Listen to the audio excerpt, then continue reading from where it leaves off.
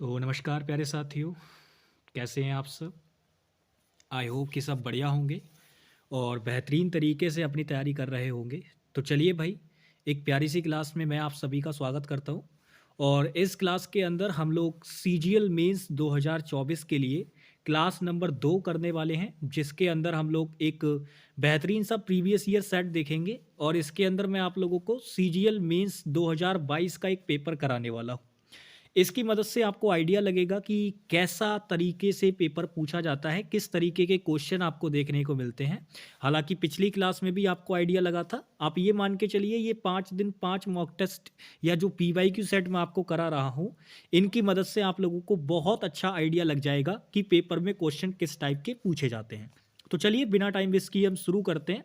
सबसे पहला क्वेश्चन आप लोगों के सामने है, सेंटेंस इंप्रूवमेंट का क्वेश्चन है, करिए आंसर। तो वीडियो पॉज करके आप लोग आंसर कीजिएगा मेरे भाई, 1 मिनट दीजिए मुझे। तो चलिए फिर क्वेश्चन की बात करते हैं। हमारा क्वेश्चन सेंटेंस इंप्रूवमेंट का है। आराम से क्वेश्चन को पढ़िएगा। बाकी मैं फिर से वही बात कहना चाहूँगा भाई, क्लास आज भी हम लोग लाइव नहीं कर पा रहे हैं। मुझे खुद समझ में नहीं आ रहा कि उसके अंदर ऐसा क्या हो जाता है बार बार, और वो अपने ही आप फिक्स हो जाता है वो इशू, उसमें दिक्कत आती है, फिर वो अपने आप ठीक भी हो जाता है। तो मैं देखूंगा, कल को भी ट्राई करूंगा। आज भी मैंने ट्राई की करने की, बट वो नहीं हो पा रहा है। तो कोई दिक्कत नहीं है, मैं इस सेशन को रिकॉर्ड करके अपलोड कर दूंगा और ये आपको फिक्स टाइम पे मिल जाएगा मेरे भाई, ठीक है ना। तो चलिए शुरू करते हैं, क्वेश्चन को देखते हैं। सबसे पहला कह रहा है, Edward second is tragic then some other place by the dramatist. तो आपको कह रहा है कि भाई ये जो ट्रेजिक देन आपने लिखा है, क्या आप इसको इम्प्रूव कर सकते हैं। तो सबसे पहले अगर इसमें आप नॉलेज लगाएंगे अपना, तो आप ये देखिए, देन जो आपको दे रखा है ये एक कंपैरेटिव कंजंक्शन है, तो इसके साथ कंपैरेटिव वाली डिग्री आनी चाहिए, यानी कंपैरेटिव डिग्री आनी चाहिए। नहीं दे रखी है, इसीलिए नो सब्स्टिट्यूशन रिक्वायर्ड तो नहीं होगा, यानी दी गई चीज तो गलत दे रखी है। लेकिन इसको ठीक कैसे करेंगे, देखिएगा। आप मुझे बताओ, इसके अंदर एक हिंट आपको और दे रखी है, अदर इसमें इंक्लूड किया गया है। आपकी जानकारी के लिए मैं बताऊंगा, जब भी मेरे भाई अदर को लगाया जाता है तो ये कभी भी आपका सुपरलेटिव डिग्री के साथ नहीं आता, ये आपका कंपैरेटिव डिग्री के लिए आता है। क्योंकि भाई आप अन्य चीजों से तुलना करोगे तो अदर से तो होगी ही होगी, लेकिन सुपरलेटिव का मतलब तुलना थोड़ी ना होता है। सुपरलेटिव का मतलब होता है सबसे ऊपर रख देना उस चीज को। तो इसी वजह से अदर जब भी यूज होता है तो उसके साथ आप कभी भी जो एक तरीके से आपकी सुपरलेटिव डिग्री होती है उसका यूज नहीं किया जाता।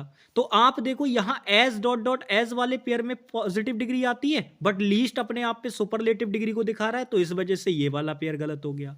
यहां मोस्ट अपने आप में किसे दिखा रहा है, सुपरलेटिव डिग्री को दिखा रहा है, तो ये वाली बात भी गलत हो गई। यहां नो सब्स्टिट्यूशन रिक्वायर्ड भी नहीं होगा, क्योंकि ये चीज भी गलत है भाई। तो यहां एक ही हमारे पास ऑप्शन बचता है, लेस ट्रेजिक देन, जो कि अपने आप में राइट आंसर होगा। अब कई सारे बच्चे ये मान के बैठे होते हैं कि भाई जब भी कंपैरेटिव डिग्री की बात होती है तो वो तो मोर प्लस में होता है एडजेक्टिव, मोर प्लस में पॉजिटिव डिग्री एडजेक्टिव जो होता है वो कंपैरेटिव का काम करता है। बट मेरे भाई याद रखना, लेस प्लस में एडजेक्टिव भी जो होता है ना, पॉजिटिव डिग्री वाला एडजेक्टिव, ये भी कंपैरेटिव का काम करता है। बट ये किसी चीज को दिखाने के लिए आता है जब हम किसी चीज को मेरे भाई पॉजिटिव सेंस में दिखाने के लिए बात करें, पॉजिटिव सेंस में जब हम किसी चीज की तुलना कर रहे हो। और लेस वाला तब आता है जब हम किसी चीज की निगेटिव सेंस में तुलना कर रहे हो, ठीक है ना। तो उसके लिए होता है ये, तो ये याद रखना, मोर के साथ भी स्ट्रक्चर बनता है, लेस के साथ भी बनता है। तो यहां मोर वाला आंसर ना बना के उसने कौन सा वाला बनाने की कोशिश की, लेस वाला। तो यही हमारे क्वेश्चन का क्या होगा, राइट आंसर होगा, ठीक है। सिंपल सी बात थी, आसानी से अगर आप छोटी छोटी नॉलेज जानते तो आसानी से इस क्वेश्चन को कर सकते थे। नेक्स्ट क्वेश्चन की बात करते हैं। ये हमारे सामने जो है वो क्वेश्चन नंबर 2 है, लेकिन इस पे नंबर गलत पड़ गया है, तो चलिए कोई बात नहीं है, बात करते हैं। कह रहा है, Vishal is going to read the story. अगर आप नोटिस करोगे तो रीड करने की बात हो रही है स्टोरी को, तो आप मुझे बताइए स्टोरी को कोई व्यक्ति कैसे रीड करेगा, अलाउ करेगा क्या। भाई अलाउ तो अपने आप में वर्ब होती है, लोड भी अपने आप में वर्ब होती है, ये वाली अलाउड भी वर्ब होती है। हमें यहाँ जो ब्रैकेट में ये ब्लैंक दे रखा है, इसमें जो पार्ट चाहिए वो एडवर्ब वाला चाहिए, कि स्टोरी को रीड करने जा रहा है। कैसे रीड करने जा रहा है, इतनी जोर से रीड करने जा रहा है कि सामने वाला व्यक्ति उसको सुन पाए, तो वो एडवर्ब लगानी पड़ेगी, जो कि हमारे पास कौन सी दे रखी है, अलाउड। तो हमारे क्वेश्चन का जो राइट आंसर होगा वो क्या होगा, बी वाला ऑप्शन। ठीक है भाई, चलिए नेक्स्ट आगे बढ़ते हैं। ये रहा क्वेश्चन नंबर नेक्स्ट आप लोगों के सामने। इस क्वेश्चन में आपको वन वर्ड सब्स्टिट्यूशन बताना है। क्वेश्चन आप लोगों के सामने है, क्वेश्चन पढ़िए। कह रहे a person who admires himself और herself too much specially their appearance. तो आपसे कह रहा है कि वो व्यक्ति जो कि अपनी प्रशंसा बहुत ज़्यादा करता है और स्पेशली अगर बात की जाए तो उसे ना अपनी लुक्स की बहुत ज़्यादा मतलब एक तरीके से तारीफ करते हुए मजा आता है। जैसा वो दिखता है ना उसकी तारीफ बहुत करता है, अपने आप को शीशे में निहारता रहेगा, लोगों से पूछता रहेगा और अपनी पिक्स लोगों को दिखाएगा तो कहेगा है ना देख तेरा भाई स्मार्ट। तो ये वाली जो व्यक्ति होते हैं इनको क्या कहा जाता है?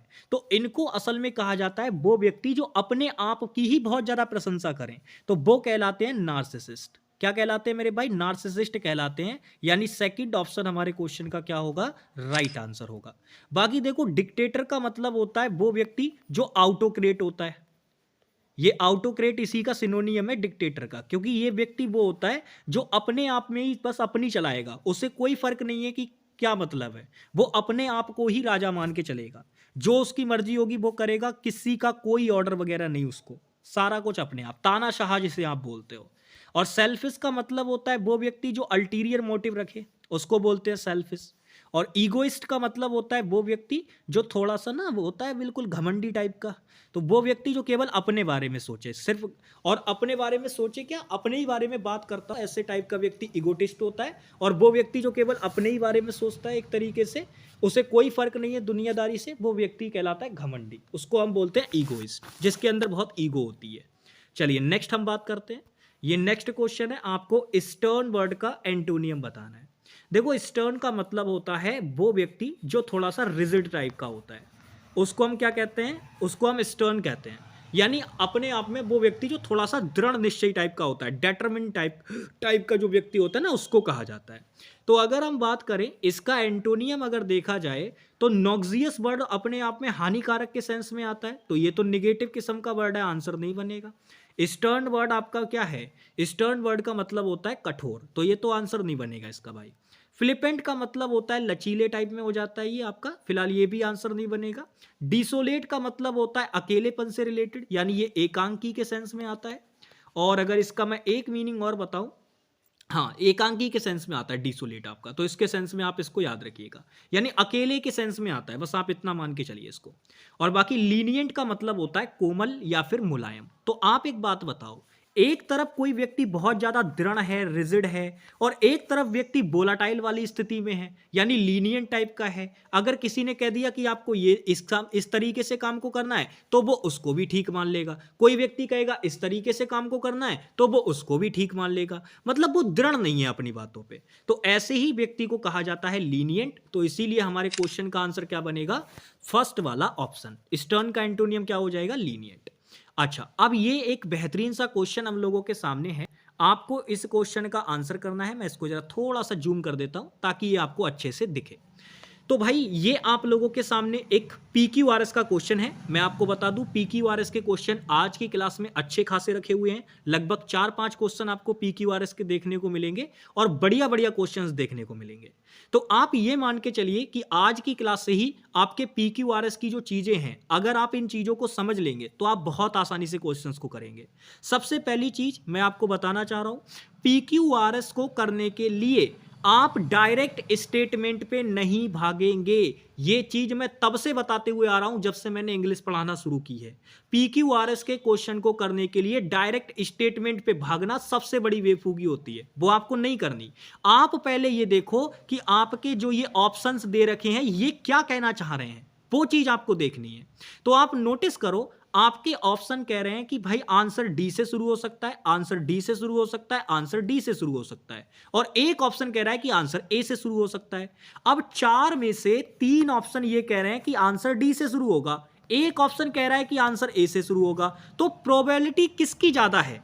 प्रोबेबिलिटी किसकी ज्यादा है? तो आप कहेंगे भैया डी से आंसर शुरू होने की प्रोबेबिलिटी ज्यादा है, तो आप डी वाले पार्ट को ही, यानी डी वाली स्टेटमेंट को ही पहले चेक करो, क्या ये बन सकती है। और आप अच्छी तरीके से जानते हैं कि जब भी हम कोई PQRS सेट कर रहे होते हैं, यानी पैराजंबल का क्वेश्चन कर रहे होते हैं, तो हम जो सबसे पहली स्टेटमेंट रखते हैं वो अपने आप में इंट्रोडक्टरी पार्ट होता है। कौन सा पार्ट होता है मेरे भाई? Introductory part. तो इंट्रोडक्टरी पार्ट कौन सा हो सकता है, आप मुझे बताइए। क्या हम द प्रिंसिपल्स को बोल सकते हैं इंट्रोडक्टरी पार्ट में? भाई आप एक बात बताओ, अगर आपने प्रिंसिपल्स से पहले द आर्टिकल लगा रखा है तो जरूर आपने उससे पहले किसी ना किसी सिद्धांत की बात की होगी। ऐसे द आर्टिकल डायरेक्ट तो आ नहीं जाएगा उसके लिए। इसका मतलब आंसर ए से तो शुरू नहीं हो सकता। तो इसका मतलब ए से शुरू नहीं हो सकता, तो बी ऑप्शन तो खत्म। बी ऑप्शन तो किसी कीमत पे आंसर नहीं हो सकता भाई। अब अगर आप नोटिस करोगे तो आपके पास या तो ये बी वाला पार्ट बच गया, या अगर आप यहां से नोटिस करोगे तो मेरे भाई एक आपके पास सी वाला पार्ट है। ठीक है, तो अब आप मुझे बताओ कि कौन सा वर्ड है जो यहां पे आपका आंसर बनने के चांसेस देगा। अब आप ध्यान से यहां पे नोटिस करो, देखो चीजों को एनालाइज करना सीखो। यहां पे देखिए बी वाले पार्ट को समझते हैं। तो मैंने यहां पे आपको बताया कि आंसर आपका ए से तो शुरू नहीं हो सकता। अब हम बात करते हैं कि आंसर कहां से शुरू हो सकता है। तो अब डेफिनेटली हमारे पास एक ही वर्ड बचा हुआ है कि आंसर तो ई से ही शुरू होगा।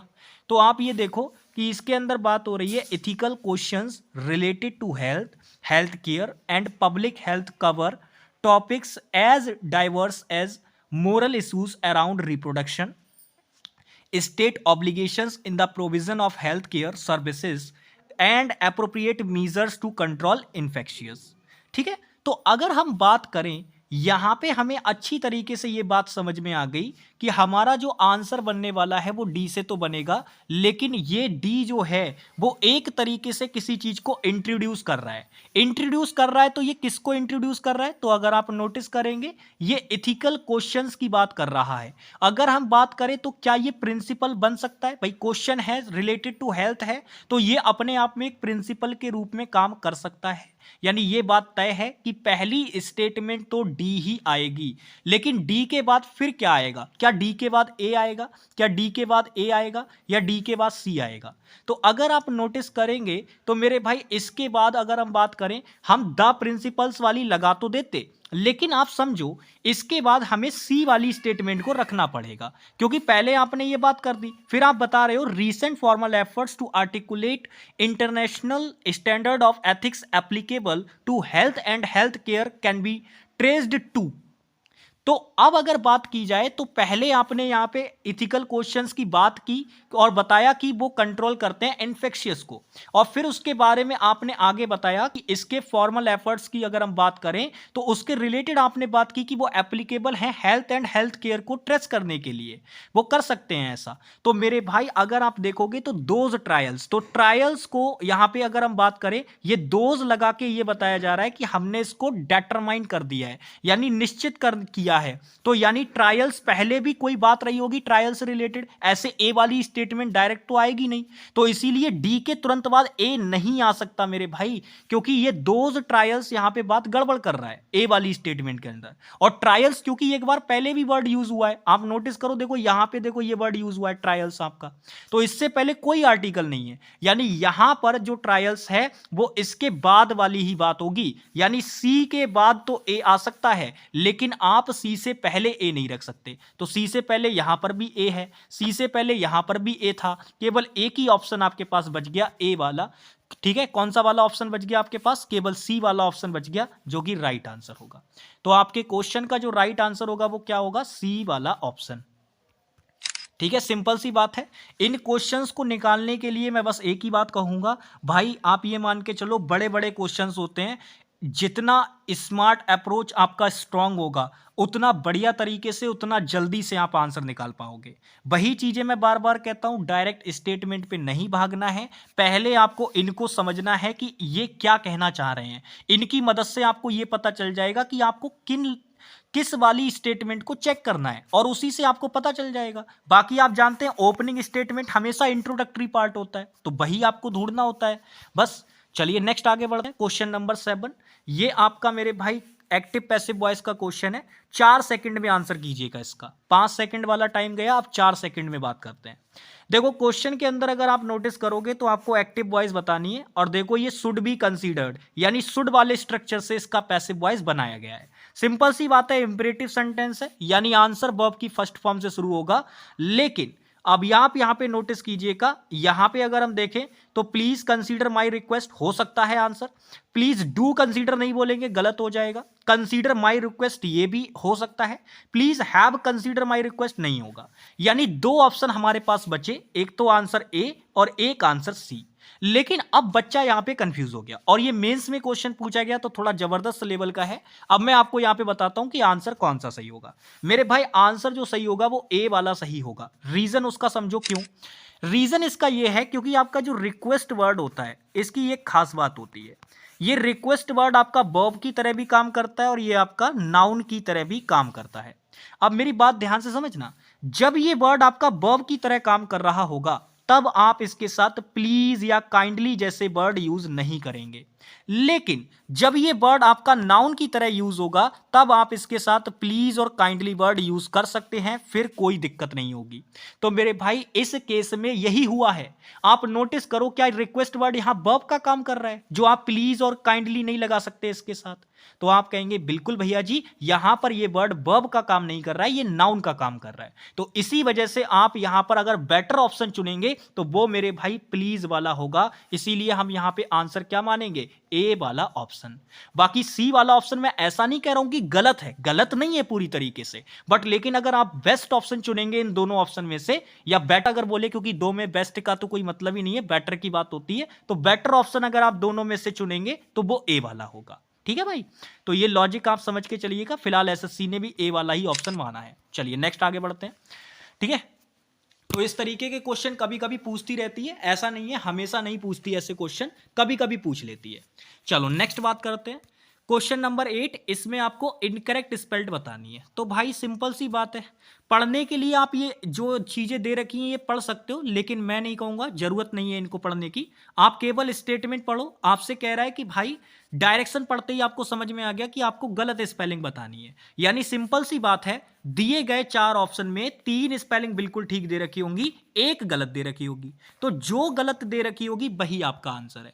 तो आप अगर देख के बताओगे, अटेम्प्ट बिल्कुल ठीक दे रखी है, थिंक बिल्कुल ठीक दे रखी है, फिलॉसफी बिल्कुल ठीक दे रखी है। तो भाई जब 3 स्पेलिंग ठीक दे रखी हैं, हमसे गलत पूछी है, तो जो बच गया वही हमारा आंसर है, यानी ए ऑप्शन।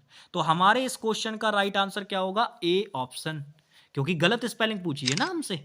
चलिए बहुत बढ़िया, नेक्स्ट आगे बढ़ते हैं। ये भी क्वेश्चन PQRS का है। अब इस क्वेश्चन के अंदर आप वो चीजें अप्लाई करके बताइएगा जो मैंने आपको पिछले वाले में बताई थी। तो पिछले वाले जो एक तरीके से PQRS आया था, उसके अंदर मैंने आपसे कहा था डायरेक्ट स्टेटमेंट पे नहीं भागना है। फिर मैंने आपसे कहा था कि आप सीधे सीधे चेक करेंगे कि भाई आपके जो ऑप्शन हैं वो क्या कहना चाह रहे हैं। तो हमारे ऑप्शन ये कहना चाह रहे हैं कि आंसर डी से शुरू हो सकता है, आंसर ए से शुरू हो सकता है, आंसर बी से शुरू हो सकता है, आंसर किसी भी कीमत पे सी से शुरू नहीं हो सकता। तो हम सी वाली स्टेटमेंट को थोड़ी देर के लिए आउट रखेंगे। अब हम ये चेक करेंगे कि हमारी ओपनिंग स्टेटमेंट क्या हो सकती है। क्या वो ए वाली हो सकती है, क्या वो सी वाली हो सकती है, क्या वो डी वाली हो सकती है। हम इस चीज को चेक करेंगे, ए वाली, डी वाली या फिर बी वाली। तो चलिए, ओपनिंग स्टेटमेंट का मतलब होता है इंट्रोडक्टरी पार्ट। तो आप मुझे बताओ, क्या मैं दे प्रोनाउन से इंट्रोडक्ट कर सकता हूं किसी चीज को। भाई अगर मैं बोल रहा हूं they stand undefeated in the realism of Shakespeare and Homer, तो यार जाहिर सी बात है, ये प्रोनाउन अगर आया है तो ये किसी ना किसी नाउन को तो रिप्रेजेंट कर रहा होगा ना। ऐसे तो आएगा नहीं प्रोनाउन, क्योंकि प्रोनाउन की डेफिनेशन क्या कहती है, वो नाउन और प्रोनाउन को रिप्रेजेंट करते हैं, उनकी रिपीटेशन को अवॉइड करते हैं। तो ये ए से तो आंसर बिल्कुल शुरू नहीं होगा, क्योंकि भाई आप इसको ओपनिंग स्टेटमेंट नहीं बना सकते। इंट्रोडक्टरी पार्ट का मतलब इंट्रोडक्शन किसी चीज के बारे में होगा। अच्छा, सी से हमारा आंसर वैसे ही नहीं हो सकता था, ये तो मैंने हटा ही दिया था पहले ही। अब हम बात करते हैं क्या हमारा आंसर बी से शुरू हो सकता है। तो आप नोटिस करोगे, India is a country where people are full of immense prolixity and exemplary story telling. तो यार अगर देखा जाए तो मुझे इस वाली स्टेटमेंट के अंदर सीधे सीधे इंट्रोडक्टरी पार्ट नजर आ रहा है। यानी मैं बहुत अच्छे से समझ चुका हूं कि इसका आंसर बी ही होगा। यानी बी से इंट्रोडक्टरी पार्ट बनेगा। केवल एक ही ऑप्शन हमारा बी से ये शुरू हो रहा है और एक ऑप्शन ये शुरू हो रहा है। तो यानी कि डी वाला पार्ट हटा दो, क्योंकि बी हमें इंट्रोडक्टरी पार्ट चाहिए था, हमें वो मिल गया कि हमारा आंसर जो है वो बी से शुरू होगा। तो अब ये दो ऑप्शन हमारे खत्म हो जाते हैं। अब आपको बस ये देखना है कि बी के बाद ए का पेयर बनेगा या बी के बाद डी का पेयर बनेगा। तो आप नोटिस करो, बी में क्या कह रहा है, India is a country where people are full of immense prolixity and exemplary story telling. अब स्टोरी टेलिंग में वो क्या बताना चाह रहे होंगे, किन चीजों की बात हो रही होगी, तो आप कहेंगे भैया जी उनके अंदर बात हो रही होगी सीधे सीधे किसकी, सीधे सीधे बात हो रही होगी महाभारत एंड रामायण की। तो स्टोरी टेलिंग के अंदर अगर हम बात करें तो दो एकदम बेहतरीन ग्रंथ हमारे पास मौजूद हैं, बुकें मौजूद हैं, जैसे महाभारत हो गई और रामायण हो गई। ये ग्रेट एग्जांपल है कॉलोजरबर्ग के अनक्वेश्चनेबली, जिन पे कोई एक तरीके से क्वेश्चन वगैरह नहीं किया जा सकता। Enjoy the virtue of being peak source of the culture Athos of the country. तो बिल्कुल मेरे भाई ये बात ठीक है कि आंसर बी के बाद डी का पेयर बनाएगा। तो बी के बाद डी का पेयर बनाएगा, किस वाले पार्ट में मौजूद है, डी वाले में। तो हमारे इस क्वेश्चन का जो राइट आंसर बनेगा वो डी वाला बनेगा। समझ में आई बात? डी वाला ऑप्शन हमारा क्या होगा इस क्वेश्चन का राइट, डी वाला पार्ट। चलिए नेक्स्ट आगे बढ़ते हैं। नेक्स्ट क्वेश्चन नंबर 10 आप लोगों के सामने है। बताइए क्या होगा इस क्वेश्चन का आंसर। तो क्वेश्चन में अगर आप देखोगे तो ये विद इन सेकेंड का क्वेश्चन आप लोगों के लिए होना चाहिए, क्योंकि पूरा का पूरा सिलेबस मैं आपका कवर कर चुका हूं। और वहां मैंने आपको एडजेक्टिव चैप्टर में पढ़ाया था कि भाई जब भी आपको देन दिखेगा तो तुरंत देखते ही समझ जाना है कि ये कंपैरेटिव कंजंक्शन होता है और इसके साथ कंपैरेटिव डिग्री आती है। तो भाई मोस्ट तो सुपरलेटिव डिग्री हो गई, मोस्टली एडवर्ब होता है, मोर आपका कंपैरेटिव डिग्री है। तो डी ऑप्शन में हमें नजर आ रहा है, यानी यही हमारा क्या होगा आंसर होगा। क्या क्वेश्चन को पढ़ने की जरूरत पड़ी? बिल्कुल भी नहीं। सिर्फ आपको क्या दिखा, आपका लक्ष्य, आपको सीधे सीधे अपना एक गोल दिखा कि भाई हमने ये हिंट पकड़ी, हमें पता है देन के बारे में कंप्लीट जानकारी है, बस उसी का यूज करके हमने आंसर निकाल लिया। ठीक है, चलो नेक्स्ट आ जाओ। इस क्वेश्चन में बताओ इसका आंसर क्या होगा। ये स्पॉटिंग एरर का क्वेश्चन है। क्वेश्चन पढ़ो। कह रहा है my father give up smoking when I was 12 years old. देखो अगर इसमें केवल एरर बताने की बात है तो मैं जानता हूं कि अगर कोई बच्चा बिल्कुल बेसिक वाला भी होगा ना वो भी आंसर करके निकल जाएगा। अब आप कहेंगे कैसे? हाँ, इसका आंसर ठीक करना भी आना चाहिए, लेकिन सिर्फ एरर को मार्क करने की बात होती है पेपर के अंदर, उसका सही आंसर आपको नहीं सोचना पेपर में। समझ पा रहे हो? तो जब इस क्वेश्चन का सिर्फ आप आंसर निकालोगे ना तो आप with in second answer mark कर सकते थे। अब आप कहेंगे भैया जी कैसे? यार आप एक बात बताओ, क्या आपको ये सब्जेक्ट वर्ब एग्रीमेंट का बेसिक सा कॉन्सेप्ट नहीं पता कि अगर आपका सब्जेक्ट सिंगुलर होगा तो उसके साथ सिंगुलर वर्ब आएगी, और अगर आपका सब्जेक्ट प्लूरल होगा तो उसके साथ कैसी वर्ब आएगी? प्लूरल वर्ब आएगी। क्या ये बेसिक सा कॉन्सेप्ट नहीं पता? तो आप कहेंगे भैया बिल्कुल मालूम है। तो यार एक बात बताओ, फादर जो दे रखा है ये तो सिंगुलर सब्जेक्ट है, तो सिंगुलर सब्जेक्ट के साथ आपने प्लूरल वर्ब कैसे लगा दी? क्या हम नहीं जानते कि वर्ब की जो बेस फॉर्म होती है वो अपने आप में प्लूरल फॉर्म होती है वर्ब की? ऐसी या ईएस वाली जो फॉर्म होती है वो कैसी होती है? सिंगुलर फॉर्म होती है। और यहां बेस फॉर्म दे रखी है, तो भाई ये तो प्लूरल वर्ब दे दी आपने, तो सिंगुलर सब्जेक्ट के साथ प्लूरल वर्ब लगा रखी है। गलती हमें मिल चुकी है ए पार्ट में, तो ए पार्ट हमारा राइट आंसर हो गया। लेकिन क्या इसको ठीक भी किया जाएगा? जी भाई बिल्कुल भी ठीक किया जाएगा, क्यों नहीं किया जाएगा यार। देखो ठीक करते हैं। आपको याद होगा मैं टेंस चैप्टर जब पढ़ाता हूं तो मैं टेंस का रिलेशन कॉन्सेप्ट आपको जरूर सिखाता हूं, और वहां मैं आपको बताता हूं कि प्रेजेंट का जो रिलेशन होता है वो प्रेजेंट के साथ होता है, पास्ट का जो रिलेशन होता है वो पास्ट के साथ होता है, और जो आपका फ्यूचर होता है इसका रिलेशन अगर मैं बात करूं तो मेरे भाई फ्यूचर के साथ भी होता है और प्रेजेंट के साथ भी होता है। ये मैं टेंस का रिलेशन कॉन्सेप्ट बता रहा हूं और इसको आपको याद रखना है। हाँ, पास्ट की कोई भी घटना को हम प्रेजेंट में लाके भी बोल सकते हैं, ऐसा भी देखने को मिलता है, बट ये एक नॉर्मल सी बात है जिसको आपको ध्यान रखना है कि प्रेजेंट का रिलेशन प्रेजेंट के साथ, पास्ट का रिलेशन पास्ट के साथ, और फ्यूचर का रिलेशन फ्यूचर के साथ भी हो सकता है और प्रेजेंट के साथ भी हो सकता है। ये पॉइंट आपको ध्यान रखना होगा क्योंकि इंपॉर्टेंट बात है ये। तो अब हम बात करते हैं, अगर हम नोटिस करें तो हमारे क्वेश्चन के अंदर दो क्लाउजेस दे रखी हैं, एक तो ये व्हेन कंजंक्शन वाली क्लाउज और एक आपकी नॉर्मल क्लाउज। अगर आप नोटिस करोगे तो आपको इस क्लाउज से सीधे सीधे समझ में आ रहा है एक टाइम कंजंक्शन दे रखा है, यानी ये टाइम वाली क्लाउज है। अब भाई अगर आप देखोगे जब समय ही वाली बात आपने पास्ट की कर दी, जिस क्लाउज की मदद से आप समय को बता रहे हैं उसमें ही आपने पास्ट में यूज कर दिया, तो उसमें जो काम हुआ होगा क्या वो पास्ट में नहीं हुआ होगा? भाई आप सीधे सीधे बता रहे हो when I was 12 years old, यानी जब मैं 12 साल का था। तो 12 साल के थे तो भाई उस समय तो पास्ट हो गया ना, वो तो पास्ट हो गया।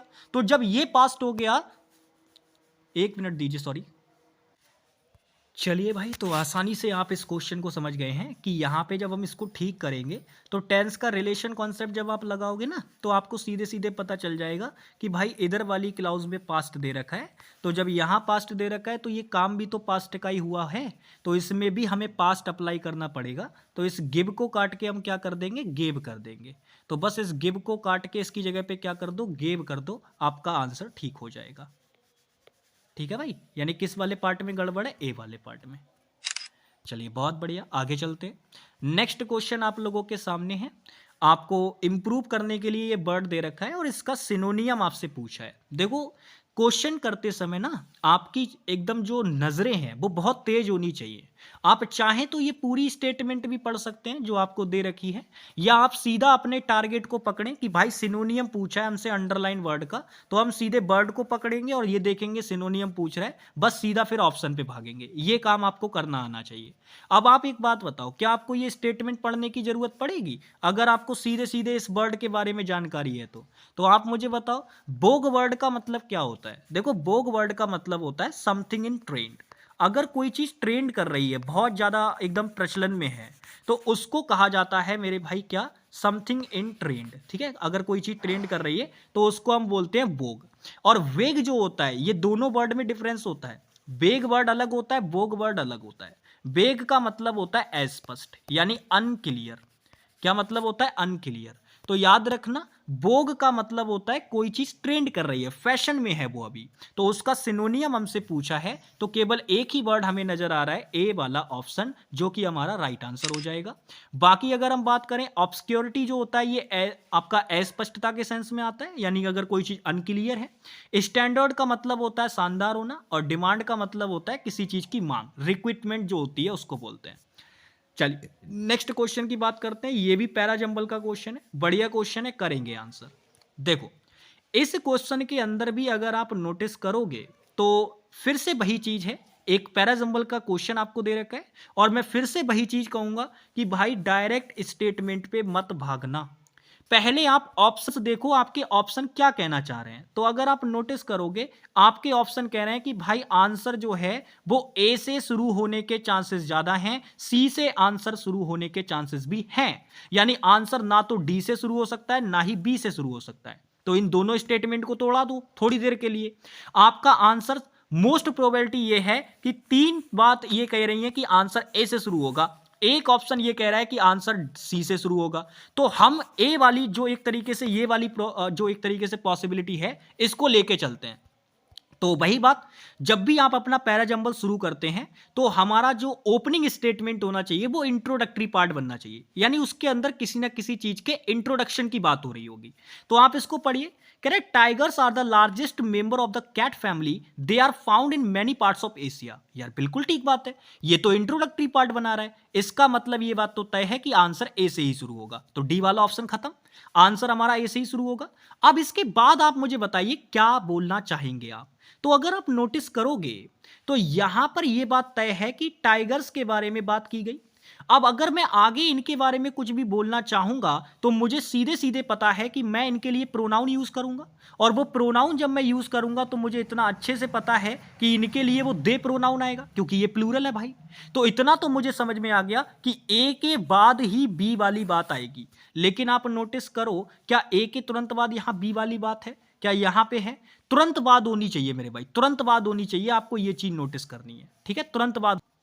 देखिए यहां पे अगर हम बात करें तो यहां पे आप नोटिस करेंगे कि हमारा आंसर ए से शुरू होगा, लेकिन ए के बाद हम पेयर किसका बनाएंगे? तो आप ये अच्छी तरीके से जानते हैं, जब भी हम किसी चीज के इंट्रोडक्शन की बात करते हैं तो हमारा जो पहली प्रायोरिटी रहती है वो ये रहती है कि उसका इंट्रोडक्शन पहले कंप्लीट किया जाए। तो अगर आप नोटिस करेंगे, यहां पे हमने ये बात तो कर दी कि वो एशिया के कई सारे पार्ट्स में मिलते हैं, लेकिन अभी इंट्रोडक्शन कंप्लीट नहीं हुआ है, तो इसी वजह से हम दे वाली स्टेटमेंट को नहीं रख पाएंगे। अभी हमें उनका इंट्रोडक्शन कंप्लीट करना होगा। तो कह रहा है इट इज एज्यूम, ऐसा माना जा सकता है कि प्रोबेबली, यानी बहुत, अगर हम एक तरीके से बात करें, प्रोबेबली का मतलब है शायद इतने हो सकते हैं, तो अराउंड 30 या 3000 tigers live in the wild, यानी जंगल में लगभग 3000 टाइगर्स रहते हैं, ऐसा है। This species looks spectacular and grand and they are very graceful in their movements. तो ऐसे करके बात दे रखी है, यानी हम समझ गए कि इस लाइन के बाद, ए वाली लाइन के बाद अगर हमें पूरा इंट्रोडक्शन इनका कंप्लीट करना है तो हमें ये वाली लाइन पहले लगानी पड़ेगी। हाँ, इसके तुरंत बाद मेरे भाई वो वाली लाइन आ सकती है। समझ में आ गई ना बात? तो पहले हम लगाएंगे ए वाली लाइन, फिर इसके बाद हमें तुरंत लगानी पड़ेगी सी वाली और फिर बी, यानी ए सी बी का पेयर बनेगा। कहाँ नजर आ रहा है, जरा किस ऑप्शन में नजर आ रहा है मुझे बताइए। तो आप तुरंत कहेंगे भैया जी ए सी बी, यहां नहीं है, यहां भी नहीं है, यहां भी ए सी बी नहीं है, यहां ए बी सी दे रखा है, यानी आंसर हमारा होगा सीधे सीधे फर्स्ट वाला ऑप्शन। सिंपल है भाई, बस चीजों को आपको ना समझते हुए चलना है और चीजों को जो बताया जा रहा है बस उन चीजों को फॉलो आपको करना है। तो आपको क्या बताया गया कि भाई डायरेक्ट स्टेटमेंट पे नहीं भागना है, पहले ऑप्शन को एनालाइज करना है और उसके बाद फिर आपको ये देखना है कि इनमें से कौन सा इंट्रोडक्टरी पार्ट बन सकता है। वो आपको आइडिया, ऑप्शन आपको दे देंगे आइडिया कि आपको कौन सा बन सकता है, उसका आइडिया आपके ऑप्शन आपको देंगे, आपको कुछ भी ज्यादा ढूंढने की जरूरत नहीं है। चलिए नेक्स्ट क्वेश्चन की बात करते हैं। ये डायरेक्ट इनडायरेक्ट का क्वेश्चन है, करिए आंसर। तो आप नोटिस करेंगे यहां पे आपको रिपोर्टेड स्पीच में एक इंट्रोगेटिव दे रखा है, ठीक है भाई। तो हमारा इधर वाले पार्ट से उतना ज्यादा कुछ लेना देना नहीं है। मैंने आपसे कहा था डायरेक्ट इनडायरेक्ट के अंदर आपका सबसे इंपॉर्टेंट जो भाग रहेगा, जिसको देखकर आपको आंसर निकालने में सबसे ज्यादा आसानी होगी, वो होगा उसका रिपोर्टेड स्पीच वाला पार्ट।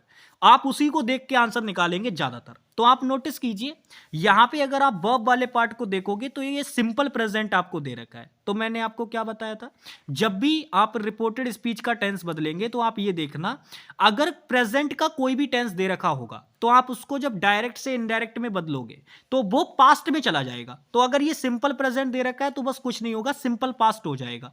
तो आप नोटिस करो सभी में दे रखा है, यहां पे भी, यहां पे भी, यहां पे भी, यहां पे भी। अब इसमें चीजें चेक करो आप यहां पे देखो यू आपका सेकंड पर्सन प्रोनाउन है, तो ये जाहिर सी बात है आपका ऑब्जेक्ट के अनुसार चेंज होगा। तो मीरा के अनुसार जब ये चेंज होगा तो ये सी बन जाएगा, सभी जगह पे सी करके दे रखा है, ठीक है भाई। अब हम अगर चेक करें तो आप एक चीज और नोटिस करोगे, मी जो है ये आपका फर्स्ट पर्सन प्रोनाउन होता है, तो ये चेंज होगा सब्जेक्ट के अनुसार। सब्जेक्ट कौन है, राघव। राघव है तो भाई मी नहीं रहेगा, अनचेंज नहीं रहेगा, आपको इसको हिम करना ही पड़ेगा मेरे भाई। तो आप नोटिस करो यहां पे तो हेल्पिंग ये वर्ब दे रखी है, कोई भी क्वेश्चन वर्ड नहीं दे रखा, तो हम ये भी कंजंक्शन नहीं लगा सकते, गलत हो गया ये ऑप्शन ही। और अगर आप इसमें एक नोटिस करोगे तो मी है आपका, तो ये अपने आप में ना राघव के साथ चेंज होगा। अब राघव तो लड़का है, तो उसके लिए जब आप प्रोनाउन लगाओगे तो हर थोड़ी ना लगा दोगे, तो इसीलिए हमारे क्वेश्चन का जो राइट आंसर होगा वो क्या होगा, बी वाला ऑप्शन। सिंपल है, बस छोटी छोटी सी चीजें चेक करनी थी आपको केवल। नेक्स्ट क्वेश्चन पे चलते हैं। ये क्वेश्चन नंबर नेक्स्ट आपको एंटोनियम बताना है कोलोजल वर्ड का। तो आपको याद होगा मैंने आपको बताया था कोलोजल का मतलब होता है विशाल, यानी अगर कोई चीज बहुत ज्यादा बड़ी है तो उसको कोलोजल कहा जाता है, ह्यूज, मैसिव, वास्ट, ये सारे वर्ड्स।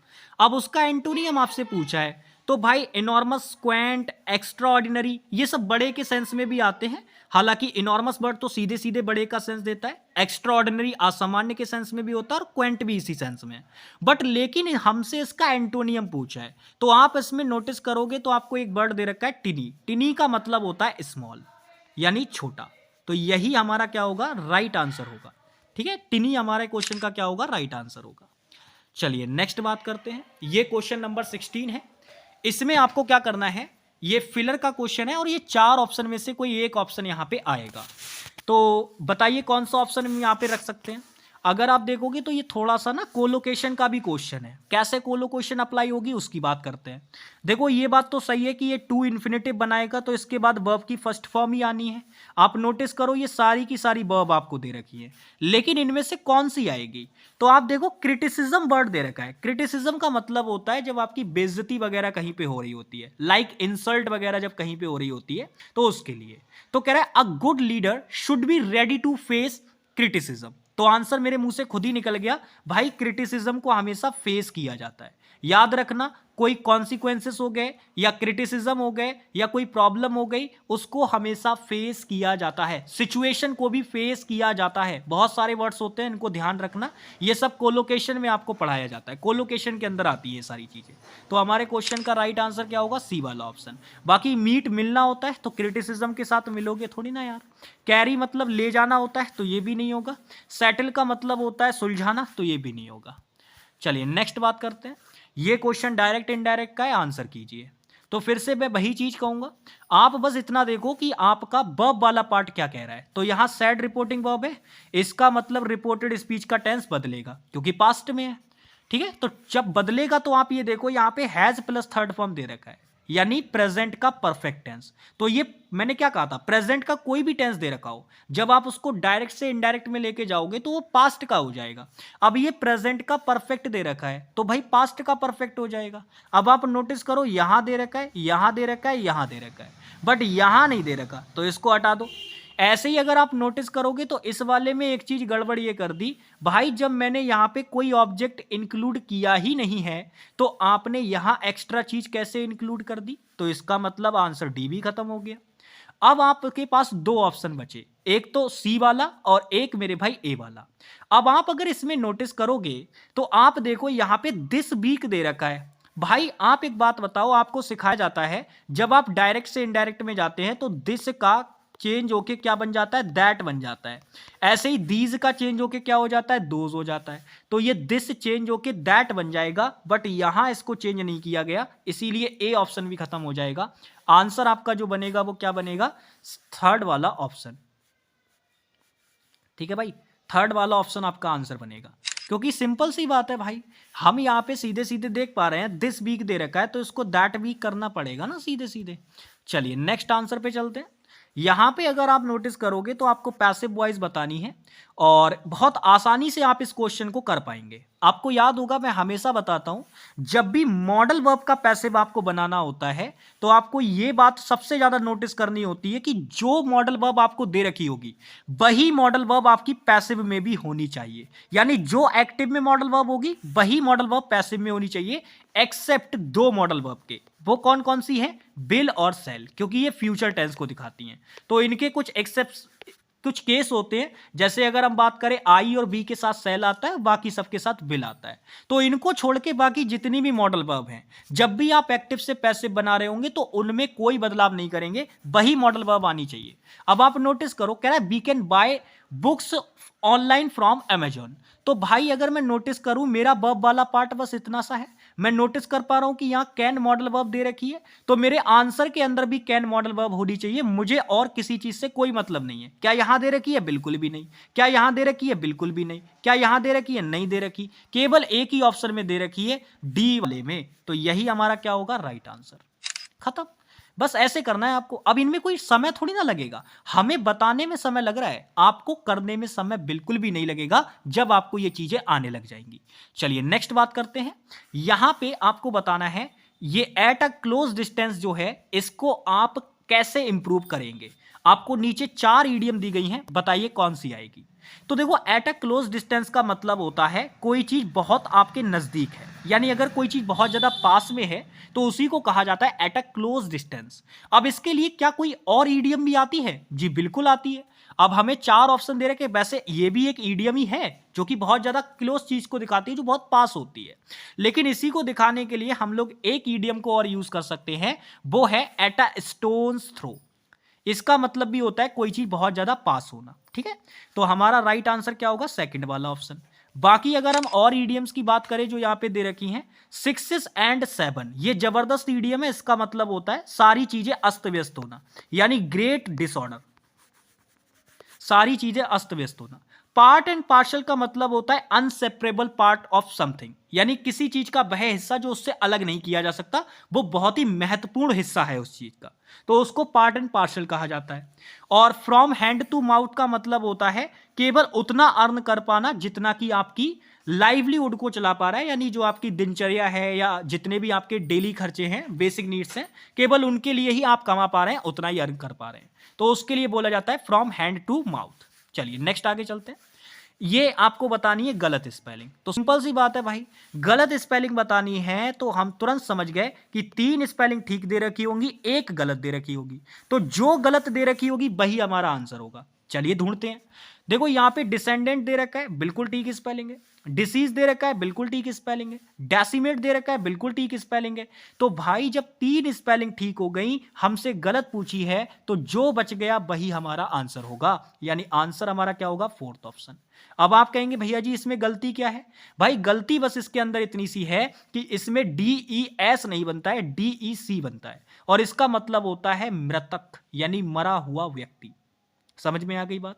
तो एस नहीं बनता है, सी बनता है यहां पे। बाकी सारी स्पेलिंग ठीक है, ठीक है। ये पूर्वज के सेंस में आता है, डिसेंडेंट वर्ड आपका, ठीक है। और बाकी डेसिमेट का मतलब होता है किसी चीज को खत्म कर देना, वो सारी चीजें होती हैं। चलिए नेक्स्ट आगे बढ़ते हैं। ये आपका पैराजंबल का क्वेश्चन है, इसका आंसर कीजिए जरा, क्या होगा इस क्वेश्चन का आंसर? तो फिर से वही चीज भाई, पैराजंबल का क्वेश्चन है, तो मैं फिर से वही कहूंगा कि आप डायरेक्ट स्टेटमेंट पे ना भागें।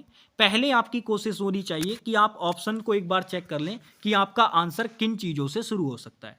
तो अगर मैं नोटिस करूं, सबसे पहले अगर मैं एक चीज यहां पे देखना चाहूं, तो मेरा आंसर डी से शुरू हो सकता है, मेरा आंसर बी से शुरू हो सकता है, और मेरा आंसर ए से शुरू हो सकता है। किसी भी कीमत पे मेरा आंसर सी से शुरू नहीं हो सकता। तो इस वाली स्टेटमेंट को मैं थोड़ी देर के लिए ब्लैक लिस्ट कर देता हूं। अब मैं चेक करता हूं कि मेरा ऐसा कौन सा स्टेटमेंट है जो मेरे लिए ओपनिंग का काम करेगा, यानी इंट्रोडक्टरी पार्ट बनाएगा, वहीं से मेरा आंसर शुरू है। तो आप अगर नोटिस करोगे बी से बना सकते हैं, तो देखिए कह रहा है power foods can be included in your everyday diet. Power foods को हम अपनी डेली लाइफ में, यानी एवरीडे जो डाइट हमारी होती है, हम उसमें उसको इंक्लूड कर सकते हैं। भाई कर सकते हैं, ठीक है बात, लेकिन क्यों इंक्लूड करना है? पावर फूड्स में ऐसा है क्या, उसके बारे में कहीं ना कहीं तो इंट्रोडक्शन दिया गया होगा पहले। पावर फूड्स के बारे में बताया कुछ नहीं गया, सीधे ये बोला जा रहा है कि इनको एवरी डाइट में इंक्लूड कर लेना चाहिए, कर सकते हैं हम लोग। तो क्या ऐसा पॉसिबल है? तो आप कहेंगे नहीं भैया जी, यानी ओपनिंग स्टेटमेंट बी से नहीं हो सकती। अच्छा, यहां पे देखिए फिर कह रहे हैं many fitness trainers increase their salient to, oh client, sorry salient बोल रहा हूं, clients to include these foods in their diet to build muscle. तो भाई बहुत सारे फिटनेस ट्रेनर्स जो होते हैं वो इंकरेज करते हैं अपने क्लाइंट्स को इन चीजों को इंक्लूड करने के लिए, इन फूड्स को इंक्लूड करने के लिए, ताकि वो अपनी डाइट्स को, अपनी अपनी डाइट में वो इसको इंक्लूड कर पाए और अपने बिल्ड मसल जो हैं उनको बिल्ड कर पाए।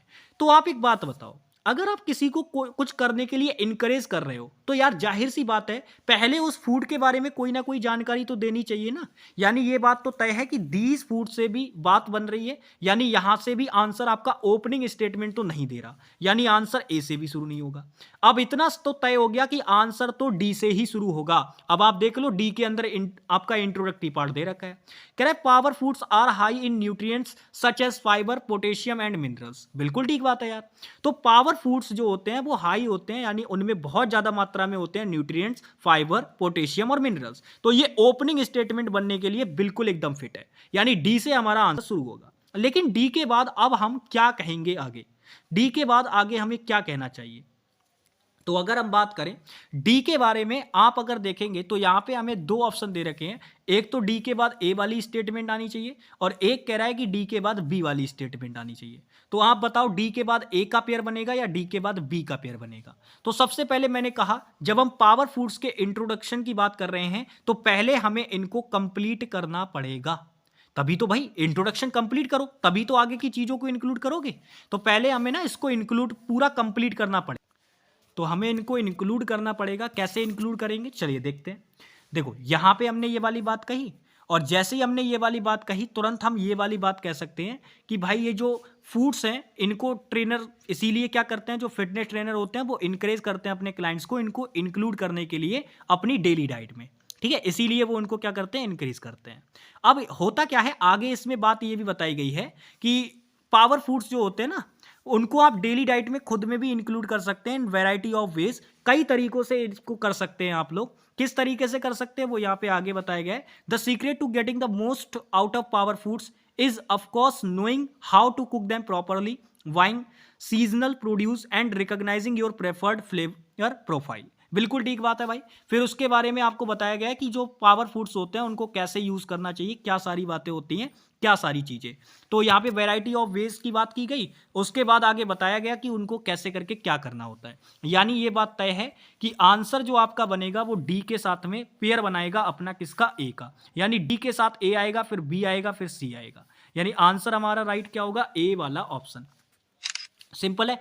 यहां पे सीधे सीधे आपने क्या देखा कि डी के बाद ए का पेयर बना, फिर हमारा उसके बाद बी और फिर उसके बाद सी, सीधे सीधे।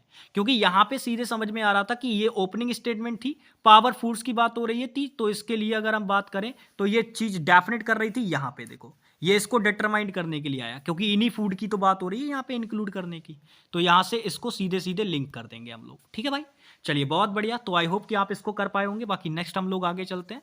ये है क्वेश्चन नंबर हमारे पास 22 और इसको आपको डायरेक्ट से इनडायरेक्ट में कन्वर्ट करना है। अब सबसे पहले क्वेश्चन पढ़िए, कह रहा है my brother said to me don't play in the rain. अब इसमें अगर आप नोटिस करोगे तो मैं फिर से वही कहूंगा, अगर डायरेक्ट इनडायरेक्ट स्पीच का सबसे जल्दी से आंसर आपको निकालना है तो आप रिपोर्टेड स्पीच वाले पार्ट को ज्यादा देखा करिए। आप यहां पे देखो सैड दे रखा है, यानी इतना तो तय है कि इधर टेंस संबंधी बदलाव होंगे। अब आप ये देखो कि ये इंपरेटिव सेंटेंस वाली स्टेटमेंट नहीं दे रखी क्या भाई। अगर कोई सेंटेंस वर्ब की फर्स्ट फॉर्म से शुरू होता है तो हम उसे क्या कहते हैं, वो इंपरेटिव सेंटेंस है। तो ये रिपोर्टेड स्पीच इंपरेटिव सेंटेंस में दे रखी है और वो भी डू नॉट वाला वाक्य दे रखा है।